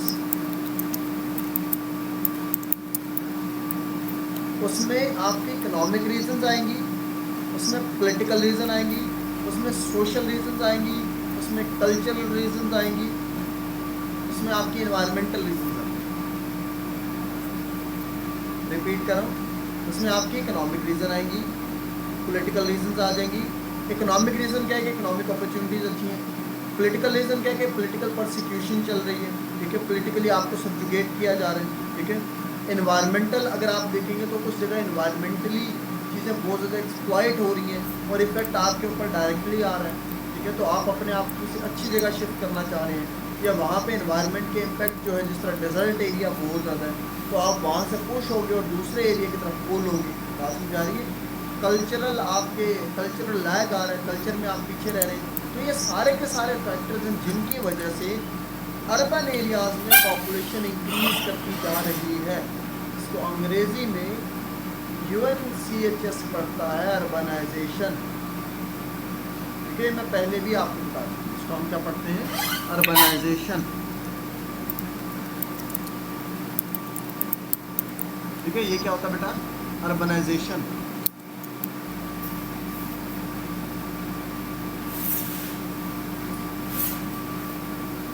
अब बेटा जो इंपॉर्टेंट पॉइंट आएगा दैट इज इम्पैक्ट्स।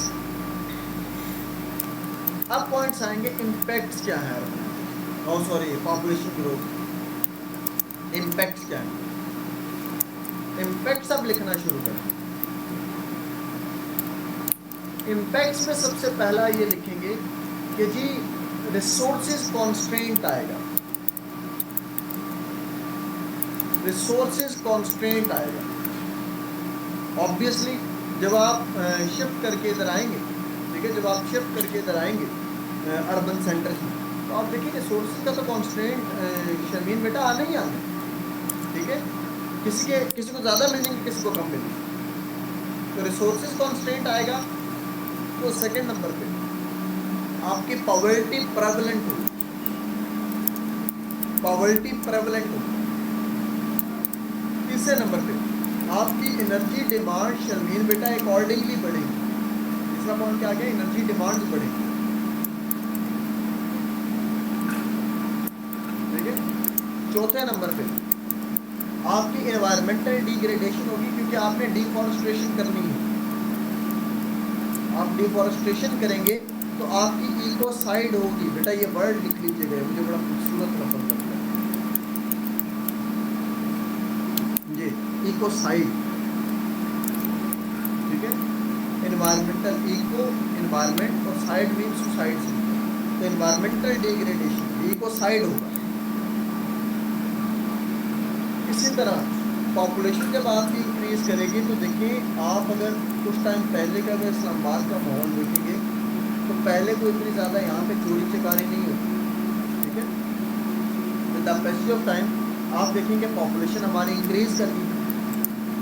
अब थोड़ा सा टेक्निकल हो गया मैं समझा रहा हूँ, मगर आप समझने की कोशिश कीजिएगा। जहाँ पे आपको लगे कि हमें ये टेक्निकल वर्ड यूज़ करना चाहिए कर लीजिएगा, बाकी कोशिश कीजिएगा ऐसे में आप सिंपल लिखिएगा।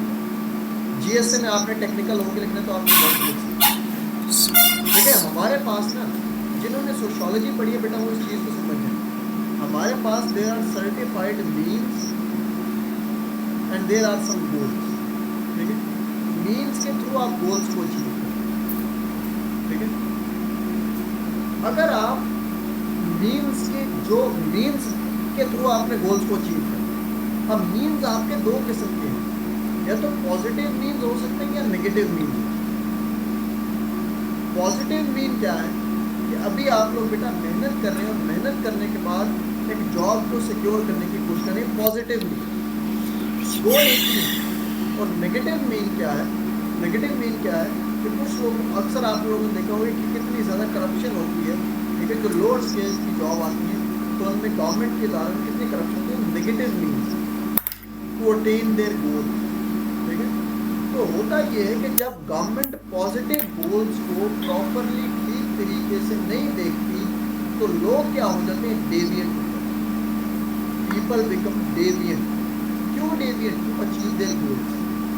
People become deviant to achieve their goals. और ये थ्योरी आपकी कौन सी है?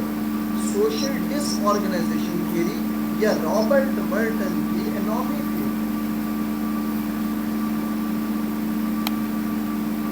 रॉबर्ट मर्टन की anomie theory, people are deviant to achieve goals. अब मेरे सुने बात, बेटा मैंने अपने घर में जाना है तो मैंने अपने घर वालों की बेसिक नेसेसिटीज ऑफ लाइफ को फुलफिल करना है।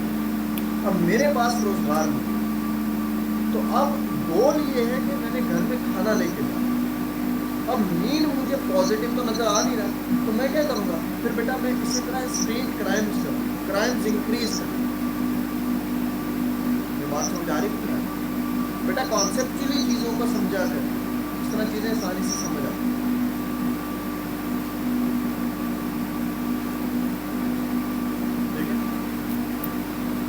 इसी तरह पाकिस्तान ह्यूमन डेवलपमेंट इंडेक्स में डे बाय डे नीचे जाना शुरू हो गया।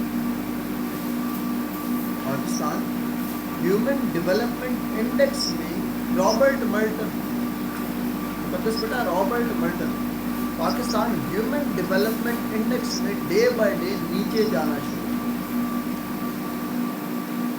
और अगर आप डॉक्टर महबूबुल हक के बेटे, मैंने थीसिस बताया था आप लोगों ने, उसमें क्या लिखा था उसमें प्लीज मुझे बताइए जल्दी से। तो आगे चलिए, मैंने बताया था डॉक्टर महबूबुल हक ने अपने थीसिस में क्या बात की। बेटा डॉक्टर महबूबुल हक ने जो थीसिस लिखा था, और उस थीसिस का नाम था पॉवर्टी कर्टन। थीसिस का नाम क्या था बेटा? Poverty curtain.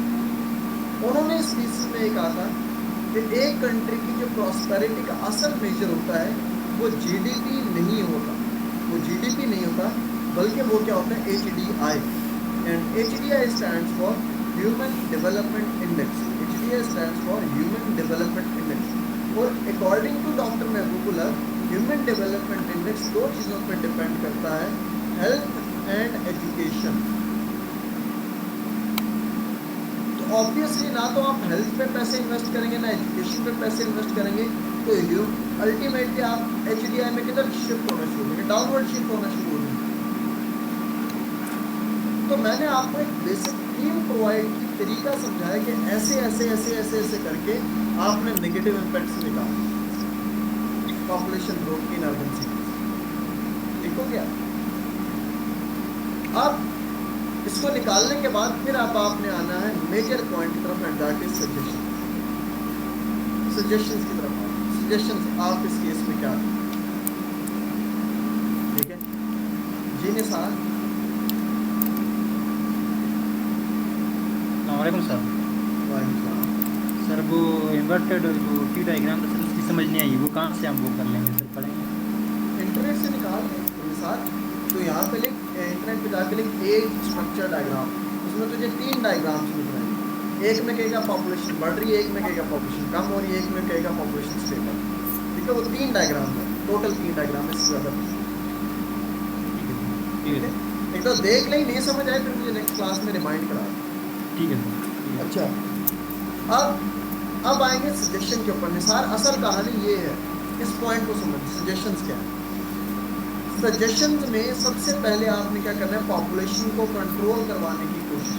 रिपीट कर रहा हूँ, सजेशन में आपने क्या करना है कि किसी न किसी तरीके से पॉपुलेशन को कंट्रोल करवाने की कोशिश करनी है। आप पॉपुलेशन कंट्रोल कैसे होगी, इसमें एक बेसिक सा मैं आपको मॉडल बता रहा हूँ। बांग्लादेश का मॉडल है,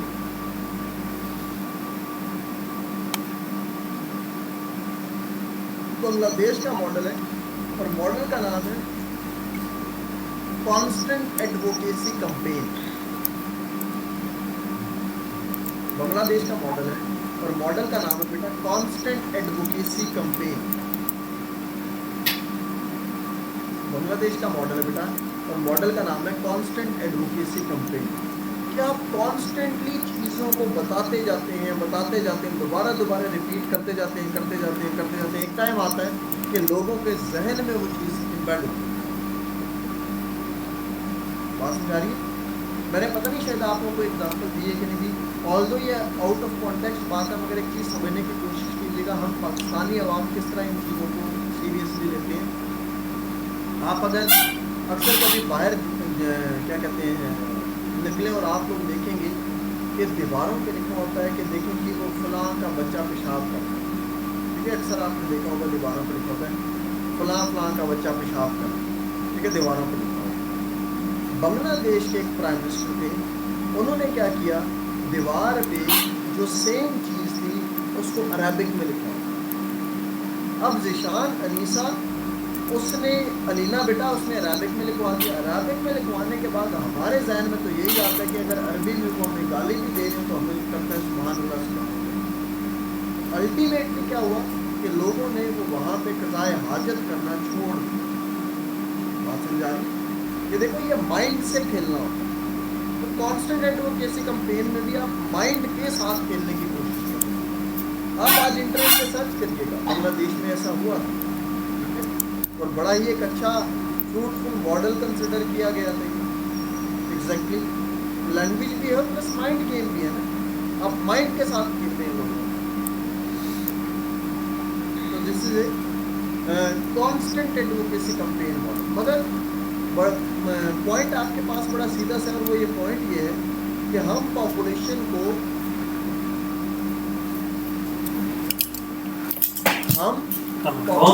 निशान कम करवाने की कोशिश करेंगे, हम पॉपुलेशन को डिक्रीज करने की कोशिश करेंगे, कम करने की कोशिश करेंगे, उसकी वैल्यू को रिड्यूस करने की कोशिश करेंगे। मगर उम्मीद है हमसे अल्हम्दुलिल्लाह पॉपुलेशन को कम नहीं करेंगे, ठीक है। हम हमारी जो आवाम है उसको नहीं समझा सकते।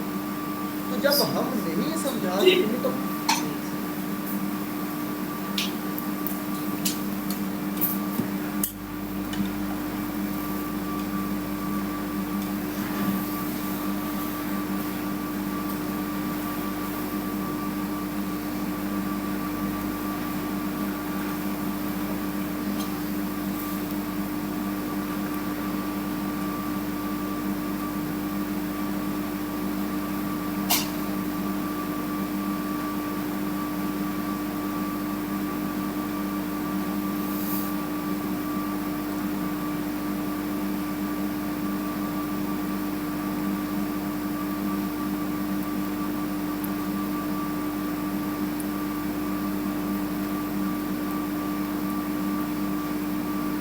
चोरी चिकारी की बजाय आप उन लोगों को क्या करते हैं, आप उनको कोई हुनर सिखा देते हैं। जैसे हमारे टेक्निकल ट्रेनिंग इंस्टीट्यूट्स बने हुए,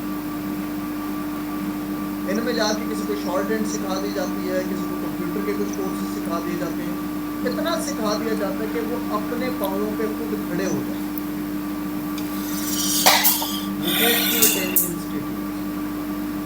हमारे पास 3 किस्म की स्टेट आती है। एक आपके पास सर्विस स्टेट थी, एक आपके पास वेलफेयर स्टेट थी, और एक थी आइडियल स्टेट। ये नीचे से ऊपर की तरफ मॉडल चलता है। इब्ने सीना के अकॉर्डिंग जो आइडियल स्टेट थी वो कौन सी थी? इस्लाम की थी। और जिसमें क्या बताया गया था कि लोगों को आप ये क्या कहते हैं, वो होता है पैसे मत दें, बल्कि उनको कोई हुनर सिखाएं जिसके थ्रू अपने पाँवों पे खुद खड़ा होकर कंट्री के जीडीपी में पॉजिटिवली कंट्रीब्यूट कर। तो इसमें अब effective utilization of human resource model में मल्टीपल मॉडल्स आ जाते हैं। एक चाइना का मॉडल आ जाता है, चाइनीज़ मॉडल आ जाता है।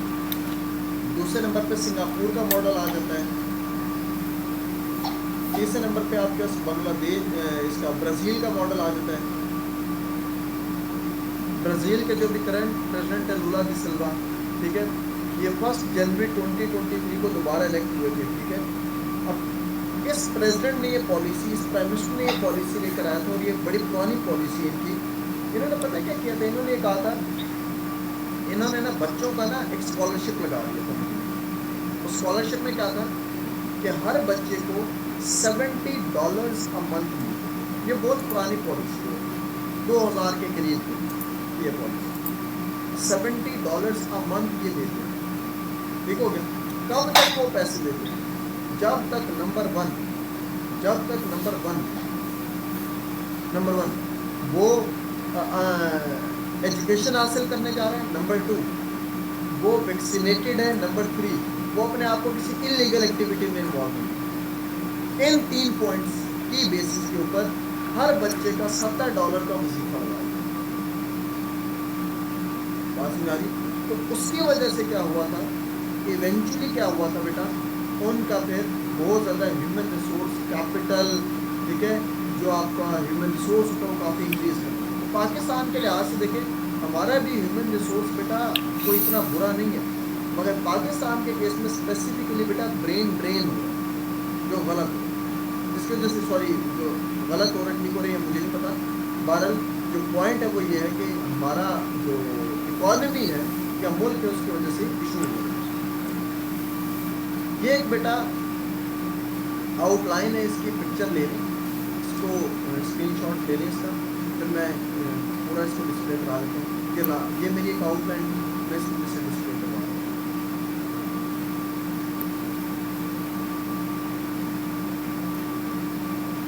हाँ निशान अब सुनेगा तो मेरे मुँह से, क्लास बड़ी अच्छी अच्छी चल रही है, तो ऐसी बातें करके ना दिल ही खराब कर देगा। घर में दूध कम पड़ गया, जो स्कूलों में देना पड़ गया है। पॉलिसियां देख, मतलब एक होता है ना अकल से कुछ काम लिया जाता है, ठीक है, आप उनको कोई प्रोडक्टिव काम करवाओ। ये हमें जो है ना वो गवाले बनाए। ये सेकंड पेज है, इसकी पिक्चर ले लें। निशान मैंने तेरे से पूछना है, रीजन क्या है कि तूने जाना है पंजाब में, ठीक है, पंजाब में एलोकेट होकर तूने जाना है, तो मैं तेरे से आगे पूछूंगा जिगर बता तूने इसको सजेशन क्यों नहीं दी थी कि ये पॉलिसी इंशाल्लाह तो एलोकेट होगा। चलो बेटा, ये एक लास्ट टाइम मैंने वो बनाई थी, एक आउटलाइन बनाई थी, तो वो मैंने आप लोगों से शेयर कर दी है, ठीक है।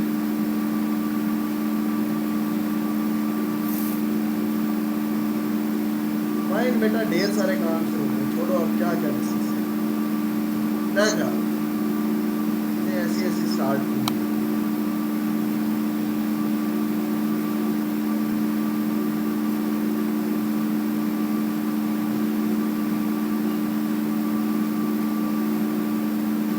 बट 2 मिनट की ब्रेक दे दे,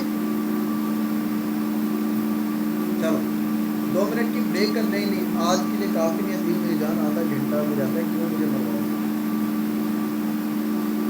एयर एम्बुलेंस, अरे ना मेरी सुन बात, एयर एम्बुलेंस के ना तू और मैं पैसे देते देते ना ख़त्म हो जाएंगे।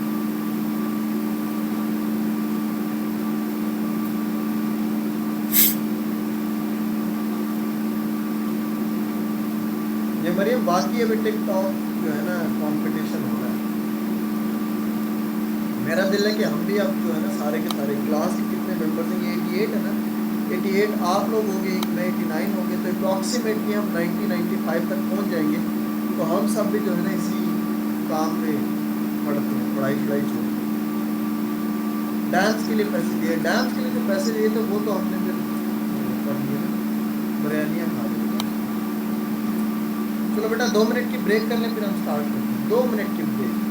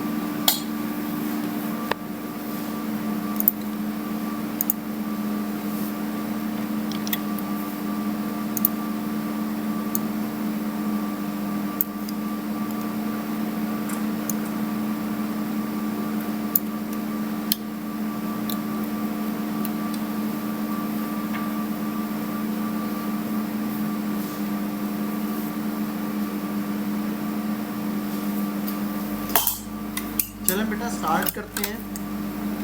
हमारा जो नेक्स्ट पॉइंट है जहाँ से मुझे स्टार्ट करना है और वो है यहाँ पर आके ना आपका एटमॉस्फेरिक पॉल्यूशन ख़त्म हो जाए।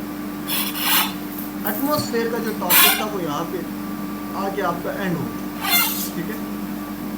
अब हम मूव करेंगे जो आपकी साइंस की पहली आउटलाइन के ऊपर, वो है फिजिकल साइंस।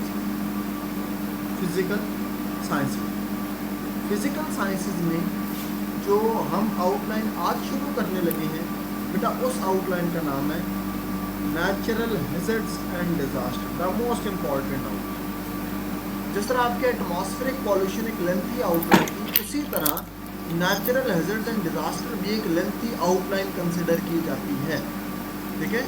और ये इम्पॉर्टेंट भी उसी लिहाज से, ठीक है। इसके अंदर आपके ये सारे टॉपिक्स आ जाएंगे। अर्थक्वेक, नॉइज़, तो ठीक है हमारे सिलेबस में नहीं है नॉइज़ पोल्यूशन, ठीक है, हमारे सिलेबस में नहीं है ना। जो एफपीएससी के सिलेबस में मेंशन है हम उसको पढ़ेंगे।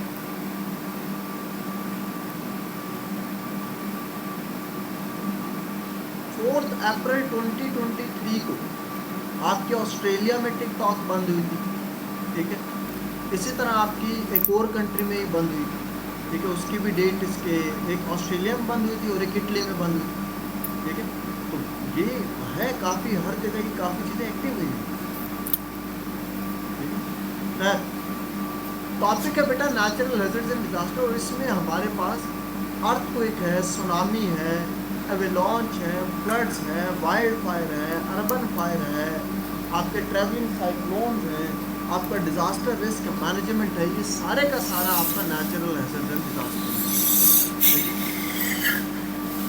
अब जो हम स्टार्ट करेंगे इस टॉपिक को, आज हम सिंपल स्टार्ट करेंगे अर्थक्वेक से। अर्थक्वेक से हम स्टार्ट करेंगे, ठीक है। अब बिल्कुल हम इसको कैसे स्टार्ट करेंगे, ध्यान सुनिएगा। मैं सबसे पहले अर्थक्वेक को डिफाइन करूँगा। जब अर्थक्वेक की डेफिनेशन समझ आ जाएगी फिर हम कॉजेस पे जाएंगे। मैं रिपीट कर रहा हूँ बेटा, ये मेरे वर्ड्स को ध्यान से सुनो। मैं एक अपनी मर्जी से एक एग्जांपल एज्यूम करूँगा और वहाँ से अर्थक्वेक को डिफाइन करूँगा। तो सबसे पहले हम पढ़ रहे हैं डेफिनेशन। जब हम डेफिनेशन पढ़ लेंगे तो फिर हम कॉजेस पे शिफ्ट करेंगे। तो पहला पॉइंट है डेफिनेशन, और डेफिनेशन को समझाने के लिए मैं एक बेसिक सा पॉइंट आपको बता देता हूँ, और वो ये है कि जैसे बेसिक से एग्जाम, पहले दिन अगर आप लोगों को याद हो मैंने क्लास में पढ़ाया था रॉक साइकिल, ठीक है। याद है जिस दिन आप लोगों ने मुझे तंग भी ढेर सारा ही किया था। पहले दिन मैंने आपको क्लास में पढ़ाया था रॉक साइकिल, और उसमें हमने क्या पढ़ा था कि रॉक सेडिमेंट्स के फॉर्मेट में, लेयर फॉर्मेट में आके इस तरह डिपॉजिट हो गया। सेडिमेंट्स के फॉर्मेट में, लेयर फॉर्मेट में इस तरह आके डिपॉजिट हो गया, ठीक हो गया। अब ये रॉक की ना लेयर बाय लेयर बनती जाती है। एक लेयर है, इसके ऊपर एक और लेयर, उसके ऊपर एक और लेयर, उसके ऊपर एक और लेयर, उसके ऊपर एक और लेयर बाय लेयर डिपॉजिट होते जा रहे हैं। लेयर बाय लेयर क्या होते जा रहे हैं, डिपॉजिट होते जा रही हैं। बात समझ आ रही है। और होता ये है कि लेट से, हाँ मैं जाने वाला था, मेरा बात सुनो। ये जो है ना, ये एक रॉक ऐसा है, मैं जूम करता हूँ, मेरा बच्चा कासिम भाई ये जूम करें कि ये वो रॉक है कि जिसके ऊपर जब बहुत ज़्यादा, हम ये कहते हैं कि ये वो रॉक है जिसके ऊपर थोड़ा सा प्रेशर एक्सीड करेगा, ये रॉक ब्रेक कर, थोड़ा सा भी प्रेशर एक्सीड करेगा ना तो ये रॉक क्या कर देगा, ब्रेक कर देगा। तो देखो अब ऊपर से तो प्रेशर बिल्डिंग होती जा रही है। तो देखो कोई भी चीज़, अगर एक गिलास है, गिलास को मैं जोर से ज़मीन पे मारता हूँ तो ब्रेक हो जाता है। ब्रेक होते तो क्या होता है, आपको साउंड एनर्जी आती है। बात समझ रही। कुछ केसेस में साउंड एनर्जी भी नहीं आती, वहाँ पर हीट जनरेट होती है।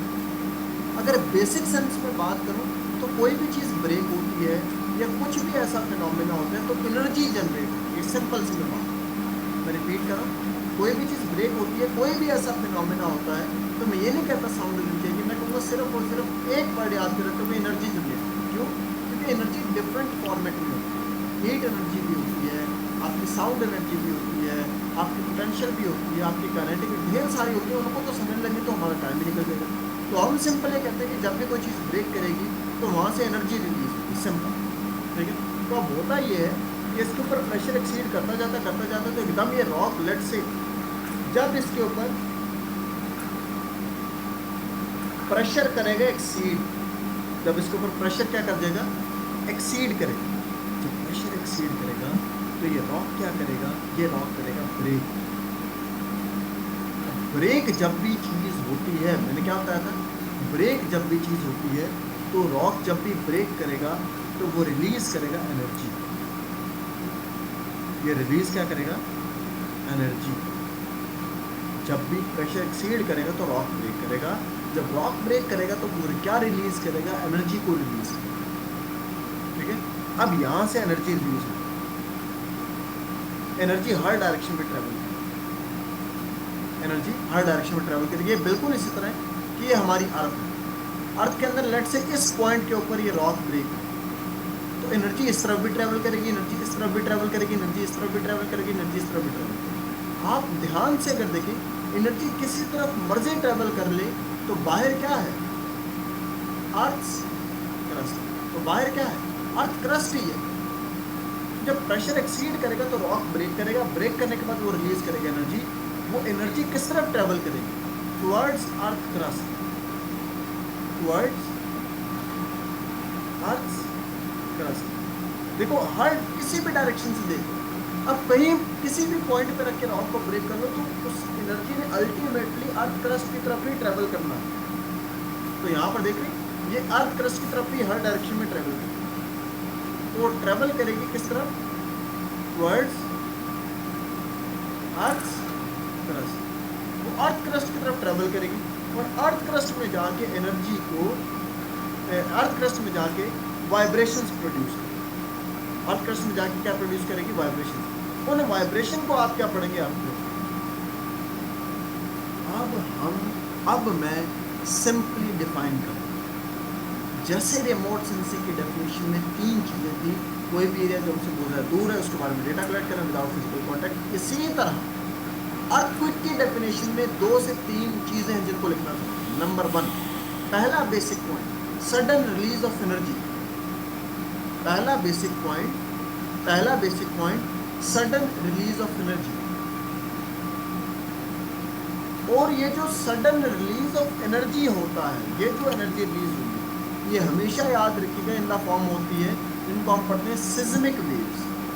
ये अर्थक्वेक की प्रॉपर लैंग्वेज है, सिस्मिक वेव्स या अर्थक्वेक वेव्स, सिस्मिक वेव्स या अर्थक्वेक। तो पहला पॉइंट है कि sudden release of energy in the form of seismic waves, in the form of earthquake waves, जो कि किसकी तरफ ट्रेवल करती है, अर्थ क्रस्ट की तरफ। और अर्थ क्रस्ट में क्या प्रोड्यूस करती है, वाइब्रेशंस। और वाइब्रेशंस को क्या पढ़ते हैं, अर्थ को। अब हमने सिंपली डिफाइन कर दिया, हमने सिर्फ और सिर्फ अभी डेफिनेशन पढ़नी थी, हम कॉजेज पर नहीं जा रहे। मैं अभी सिर्फ और सिर्फ डिफाइन ही कर रहा हूँ, और जो मैंने अभी आप डिफाइन कर दिया। पहला पॉइंट क्या है, सडन रिलीज ऑफ एनर्जी किस फॉर्मेट में, in the form of seismic waves, जो किस तरह ट्रेवल करती है, अर्थ क्रस्ट में।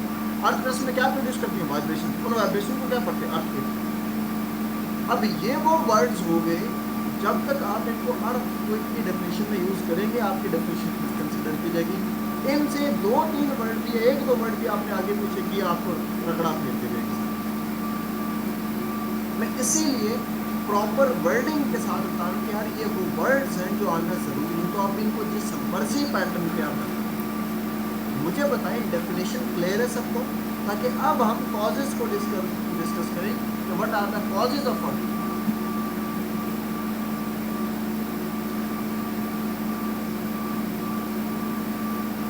जी लाइब्रेरी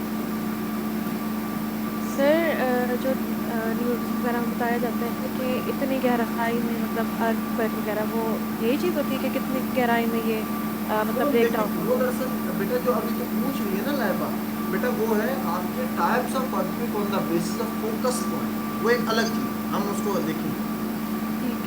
ठीक है, तो बेटा हमारे पास वो फकिया डेफिनेशन के तुझे स्पेलिंग ही नहीं आते। डेफिनेशन के क्या स्पेलिंग होते हैं,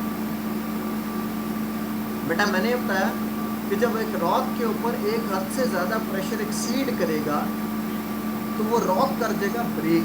मैं रिपीट करूँ, जल्दी सुन ले, फिर मैं कॉजेस पूरी पढ़ानी है मैंने इसमें से, क्योंकि कल वो पढ़ाई नहीं जाएगी, इसके साथ लिंक नहीं बनेगा। जब भी रॉक के ऊपर प्रेशर एक्सीड करेगा तो रॉक करेगा ब्रेक। जब वो ब्रेक करेगा तो वो रिलीज करेगा एनर्जी। वो जो एनर्जी रिलीज होती है वो सिस्मिक वेव्स के फॉर्मेट में होती है या अर्थक्वेक वेव्स के फॉर्मेट में होती है, और वो एनर्जी ट्रेवल करेगी टुवर्ड्स अर्थ क्रस्ट, और अर्थ क्रस्ट में प्रोड्यूस करेगी वाइब्रेशंस, और आप उन वाइब्रेशंस को क्या पढ़ेंगे, अर्थक्वेक पढ़ेंगे। तो बड़ी बेसिक सी डेफिनेशन बन गई कि sudden release of energy in the form of seismic waves जो अर्थ क्रस्ट की तरफ ट्रेवल करेंगी, अर्थ क्रस्ट में वाइब्रेशन प्रोड्यूस करेंगे, और वाइब्रेशन को आप अर्थक्वेक पढ़ेंगे। बस दैट्स इट। समझ आया फिर लिया तुझे? स्पेलिंग्स ठीक कर अपने लोग। चलो अब आ जाएंगे बेटा कॉजेज के ऊपर। What are the causes of earthquake? हमारे पास क्या कॉजेज हैं अर्थक्वेक के? सबसे पहला आपके पास बेसिक कॉज है, that is elastic rebound theory. Although this is the minor cause, बेटा this is a minor cause, ये एक माइनर कॉज है मगर still it's a cause. Elastic rebound theory, मैं रिपीट करूँ बेटा, elastic rebound theory it's a minor cause मगर still इसको भी आप कॉज कंसिडर करते हैं। ठीक है, ये जो जितनी भी आपने बकवास पढ़ी है बेटा, ये जितना भी पढ़ा, ये जो मैंने अभी स्टार्टिंग में जितना भी आप लोगों को डिटेल से पढ़ा है कि रॉक के ऊपर प्रेशर डालो तो रॉक ब्रेक करता है, तो ये होता है, तो वो होता है, ये जितना भी पढ़ा है ये सारे का सारा क्या था, इलास्टिक रिबाउंड थ्योरी। कि एक हद से ज़्यादा जब रॉक के ऊपर प्रेशर एक्सीड करता है तो फिर रॉक ब्रेक करता है। तो रॉक्स के ब्रेक, अंडरग्राउंड रॉक्स के ब्रेक करने की वजह से जो अर्थक्वेक आता है उसको आप इलास्टिक रिबाउंड थ्योरी से लिंक करें। ये इलास्टिक रिबाउंड जो सेकंड कॉज है, जो मेजर कॉज है, और वो है आपकी plate tectonics. Plate tectonics second जो कॉज है, that is a major cause and that cause is plate tectonics।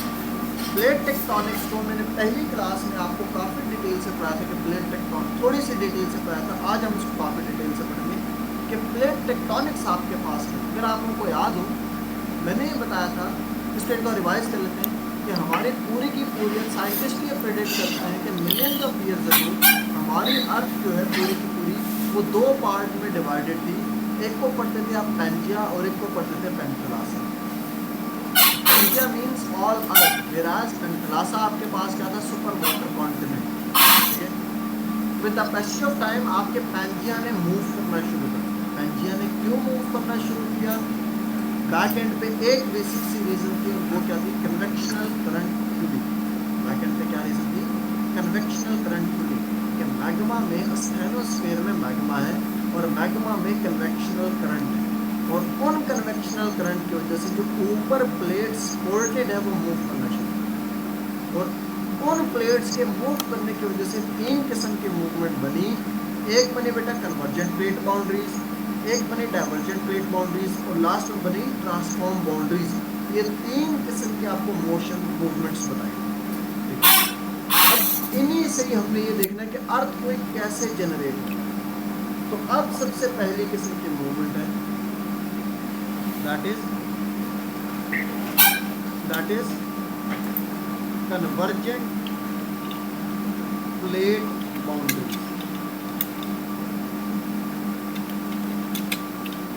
That is convergent plate boundaries. सबसे पहली कन्वर्जेंट का मतलब ये है कि दो प्लेट्स एक दूसरे के टुवर्ड मूव करें। कन्वर्जेंट का क्या मतलब है कि दो प्लेट्स एक दूसरे के टुवर्ड मूव। अब जब दो प्लेट एक दूसरे के टुवर्ड मूव करें तो देयर आर टू पॉसिबिलिटीज। पहली पॉसिबिलिटी ये, ध्यान सुनिएगा, पहली पॉसिबिलिटी ये है कि जो दो प्लेट एक दूसरे के टुवर्ड मूव कर रही हैं उन दोनों का मास सिमिलर है, पहली ये पॉसिबिलिटी। और दूसरी ये पॉसिबिलिटी है कि जो दो प्लेट एक दूसरे के टुवर्ड मूव कर रही हैं दोनों का मास डिफरेंट है, एक लाइटर है दूसरी हैवी है। कन्वर्जेंट के दो केसेस बनेंगे। जो पहला केस बनेगा वो बनेगा आपके पास कि जब दो प्लेट्स का मास सिमिलर है, जब दो प्लेट्स का मास सिमिलर हो तो बेटा याद रखना क्या होता है, हेड ऑन कोलिजन। जब भी दो प्लेट्स का मास सिमिलर होता है, जब वो कोलाइड करती है तो उसको कहते हैं हेड ऑन कोलिजन। जैसे ये जिस प्लेट का मास M1 है, इस प्लेट का मास M2 है, ये दोनों प्लेट एक दूसरे के टुवर्ड मूव करती है। हम यहाँ पर ये कहेंगे कि M1 is equal to M2, इन दोनों प्लेट्स का मास है। अब अगर बड़े ही माइक्रो लेवल पे आप देखें कि कोई भी दो चीज़ें आपस में आके स्ट्राइक करती हैं, कोई भी दो चीज़ें आपस में आके स्ट्राइक करती हैं, तो आपको क्या आता है बेटे, एकदम एनर्जी रिलीज होती है। ऐसे ही ये है हम माइक्रो लेवल पे क्या, अब तो बॉल पॉइंट में पकड़ के उनको टकराएंगे तो वहाँ से भी एनर्जी रिलीज होगी। मैक्रो लेवल के ऊपर दो बहुत बड़ी प्लेट्स आके जब स्ट्राइक करेंगी, जब वो स्ट्राइक करेंगी तो यहाँ से क्या रिलीज होगी, यहाँ से क्या रिलीज होगी, एनर्जी रिलीज होगी। यहाँ पर देखें, यहाँ से रिलीज होगी एनर्जी। वो एनर्जी किस फॉर्मेट में होगी, सिस्मिक वेव्स। वो सिस्मिक वेव्स किस तरफ ट्रेवल करेंगी, अर्थ क्रस्ट में। वो अर्थ क्रस्ट में क्या प्रोड्यूस करेंगे, वाइब्रेशंस। उन वाइब्रेशंस को क्या पढ़ेंगे, अर्थक्वेक। तो देखो बेटा, मैंने जो प्लेट टेक्टोनिक्स की पहली कन्वर्जेंट की रीजन थी उसको मैंने अर्थक्वेक से लिंक किया। हर एक स्टूडेंट को पता होता है कि प्लेट टेक्टोनिक की वजह से अर्थक्वेक आता है, मगर वो लिंक नहीं कर पाते प्लेट टेक्टोनिक को। वो कहते हैं यार ये तो ऑब्वियस है। ऑब्वियस नहीं है बेटा, आपने लिंक करके आना है। मैं बड़ा बेसिक सा आपको समझा रहा हूँ और ये पेपर में लिखना है आपको कि जब दो प्लेट्स आके स्ट्राइक करेंगी तो वो रिलीज करेंगी एनर्जी। वो जो एनर्जी रिलीज होगी वो होगी in the form of seismic waves. वो सिस्मिक वेव्स ट्रेवल करेंगी अर्थ क्रस्ट की तरफ। वो अर्थ क्रस्ट में क्या प्रोड्यूस करेंगे, वाइब्रेशन। और वाइब्रेशन को क्या पढ़ेंगे, अर्थक्वेक। बार बार डेफिनेशन की तरफ लेकर जा रहा हूँ ताकि आपको याद रहे। तो ये हो गया हेड ऑन कोलिजन, जब दोनों प्लेट्स का मास सिमिलर है। मगर पॉसिबिलिटी ये है कि ऐसा भी हो सकता है कि एक प्लेट का मास M1 है, एक प्लेट का मास M2 है, ये दोनों प्लेट एक दूसरे के टुवर्ड मूव करें। हम ये कहते हैं कि M1 का मास ग्रेटर है M2। जो मास 1 है that is greater then mass 2। ऐसे केस में क्या होगा, जो मास ग्रेटर होता है वो हमेशा किस तरह मूव करता है, ये सेकंड केस है इसका। जो मास ग्रेटर होता है वो हमेशा किस तरह मूव करता है, वो डाउनवर्ड।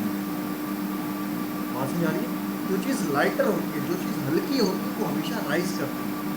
और जो चीज़ हैवियर होती है, मैं रिपीट कर रहा हूँ बेटा, जो चीज़ लाइटर होती है वो हमेशा क्या करती है, राइज करती है। जो चीज़ हैवियर होती है वो हमेशा क्या करती है, सिंक करती है, वो डाउनवर्ड मूव करती है।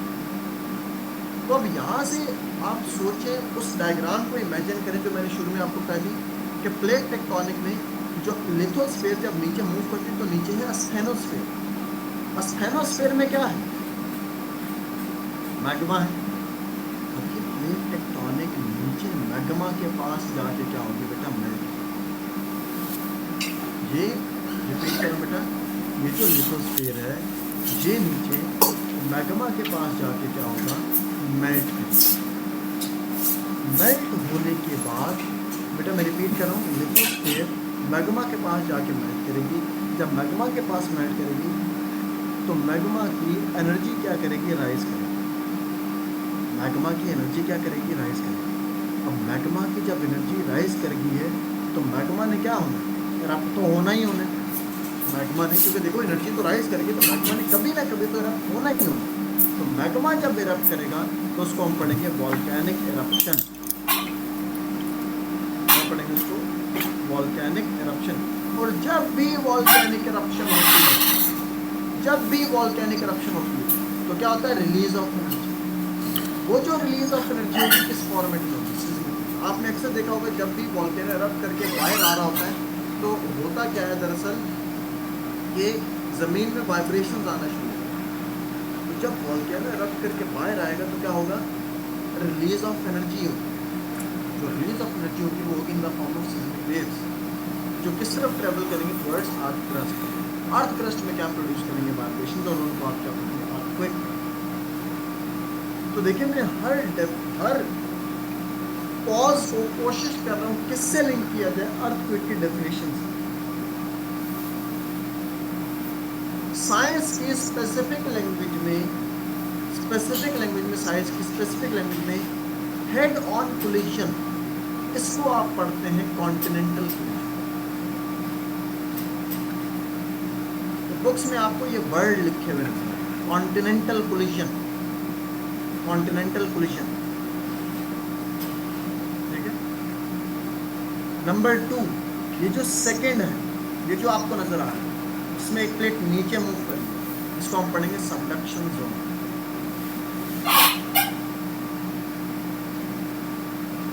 इसको हम क्या पढ़ेंगे? Subduction zone. ये तो अनीसा उससे चेक किया जाएगा ना कि कहाँ से ये अर्थक्वेक का ओरिजिन पॉइंट कहाँ से था। जो ओरिजिन पॉइंट होगा अर्थक्वेक का, वहाँ से हमें समझ लेगी कि वहाँ पर प्लेट बाउंड्रीज कैसी हैं, कन्वर्जेंट है, डाइवर्जेंट है, या कन्वर्जेंट में भी वो सबडक्शन है कि नहीं। याद है मैंने पहले दिन आपको प्लेट्स दिखाई थी, कुछ प्लेट्स अवे मूव कर रही थी, कुछ टुवर्ड मूव कर रही थी, बात समझ आ रही है? तो ये दरअसल आपका जो रिंग ऑफ फायर है वहाँ से ज़्यादातर आपके ये अर्थक्वेक्स था, तो वहाँ से मैं पता चला। एग्जैक्टली विनिश बेटा, बहुत अच्छी। तो ये पहले 2 केस बने, कन्वर्जेंट के 2 केस। फिर आ जाता है आपके पास डाइवर्जेंट प्लेट बाउंड्रीज। सेकंड आपके पास कौन सा आ जाता है बेटा? Divergent plate boundary. डाइवर्जेंट का मतलब है कि 2 प्लेट्स अवे मूव कर रही हैं। ये 2 प्लेट्स, एक का मास m1 है, एक का मास m2 है। ये दोनों प्लेट इधर मूव करेंगे, एक दूसरे से अवे मूव। अब देखो 2 प्लेट कंबाइंड है इसमें, और अंडरलाइन मैग्मा को एरिया नहीं मिल रहा है रप्शन के लिए। 2 प्लेट्स कंबाइंड है और अंडरलाइन मैग्मा को एरिया नहीं मिल रहा है रप्शन के लिए। जब 2 प्लेट एक दूसरे से अवे मूव करेंगी, अंडरलाइन मैग्मा को एरिया नहीं मिल जाएगा रप्शन के लिए। जब मैग्मा को अंडरलाइन मैग्मा को एरिया मिल जाएगा रप्शन के लिए, तो मैग्मा क्या करेगा? फिर वही बात आती है, मैग्मा करेगा एरप्ट। जब मैग्मा एरप्ट करेगा तो वो क्या रिलीज करेगा? एनर्जी। वो एनर्जी किस फॉर्मेट में होगी? Seismic wave. वो सिस्मिक वेव किस तरह ट्रैवल करेंगे? Earth crust. अर्थ क्रस्ट में क्या प्रोड्यूस करेंगे? वाइब्रेशन। वो वाइब्रेशन को क्या पढ़ेंगे? अर्थक्वेक। सीक्वेंस समझ आया कि नहीं? दोबारा वहीं पर डेफिनेशन पे वापस। और तीसरी जो प्लेट टेक्टोनिक में रीजन है, that is transform.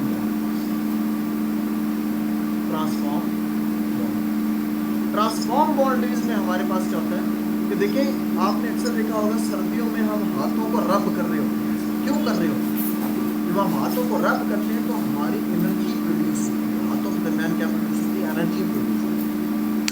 On the same pattern, ये माइक्रो स्केल के ऊपर, मैक्रो स्केल, मैक्रो बहुत बड़े लार्जर स्केल के ऊपर जब 2 प्लेट एक दूसरे के साथ स्लाइड कर रही होती है ना, तो उनके दरमियान एनर्जी स्टोर होना शुरू होती है। मैं रिपीट कर रहा हूँ, दोबारा बता रहा हूँ, जब 2 प्लेट एक दूसरे के साथ स्लाइड करती हैं तो उनके दरमियान एनर्जी स्टोर होना शुरू होती है। वो एनर्जी फिनिश में स्टोर होती रहेगी। एक टाइम आएगा कि उस एनर्जी को, एनर्जी जब बहुत ज़्यादा स्टोर हो चुकी होगी, वो एनर्जी क्या होगी? रिलीज होगी। वो एनर्जी जब रिलीज होगी, वो किस फॉर्मेट में होगी? सिस्मिक। वो सिस्मिक वेव किस तरफ ट्रेवल करेंगे? अर्थ क्रस्ट में क्या प्रोड्यूस करेंगे? वाइब्रेशन। उन वाइब्रेशन को क्या पढ़ोगे?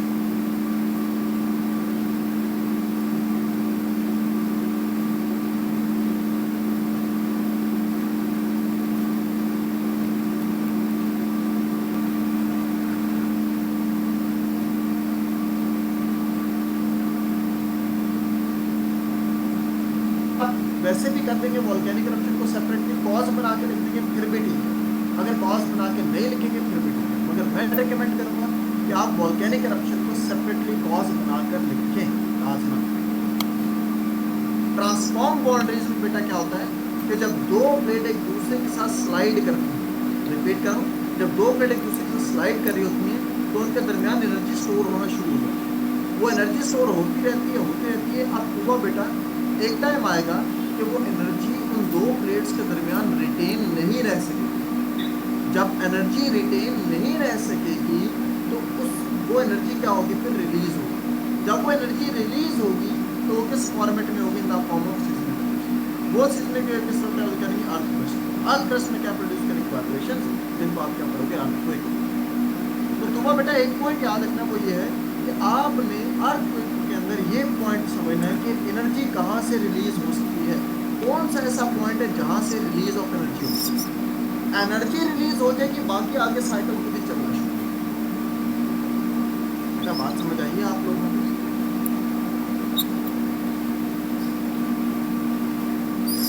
ये लाइबा बेटा सर अक्सर ये सुनते हैं कि अर्थक्वेक के बाद ना नए आइलैंड्स इमर्ज होते हैं, तो वो भी प्लेट टेक्टोनिक्स की वजह से होते हैं। एग्जैक्टली वो भी इसी वजह से। वो मैं अभी आपको जब अपने कल क्लास में पढ़ेंगे तो मैं दिखाऊंगा। ठीक। तो खैर बेटा ये समझ आ गया आपको। अभी तक मैंने अर्थक्वेक की डेफिनेशन और कॉजेज पढ़े, मैंने और कुछ भी नहीं पढ़ा। ठीक है, तो बेटा यहाँ तक आज आप लोगों का ये टॉपिक था। इसको हम कल से दोबारा यहीं से शुरू करेंगे इंशाल्लाह। ठीक है, कल हम इसको दोबारा यहीं से शुरू करेंगे। बेटा अभी मेरी नेक्स्ट क्लास है, आई होप अनीसा तुम लोगों की भी नेक्स्ट क्लास होगी, तो इंशाल्लाह फिर हम कल इंशाल्लाह चीज़ों को डिस्कस करेंगे। ठीक है, थैंक यू बेटा, ख्याल रखें, अल्लाह।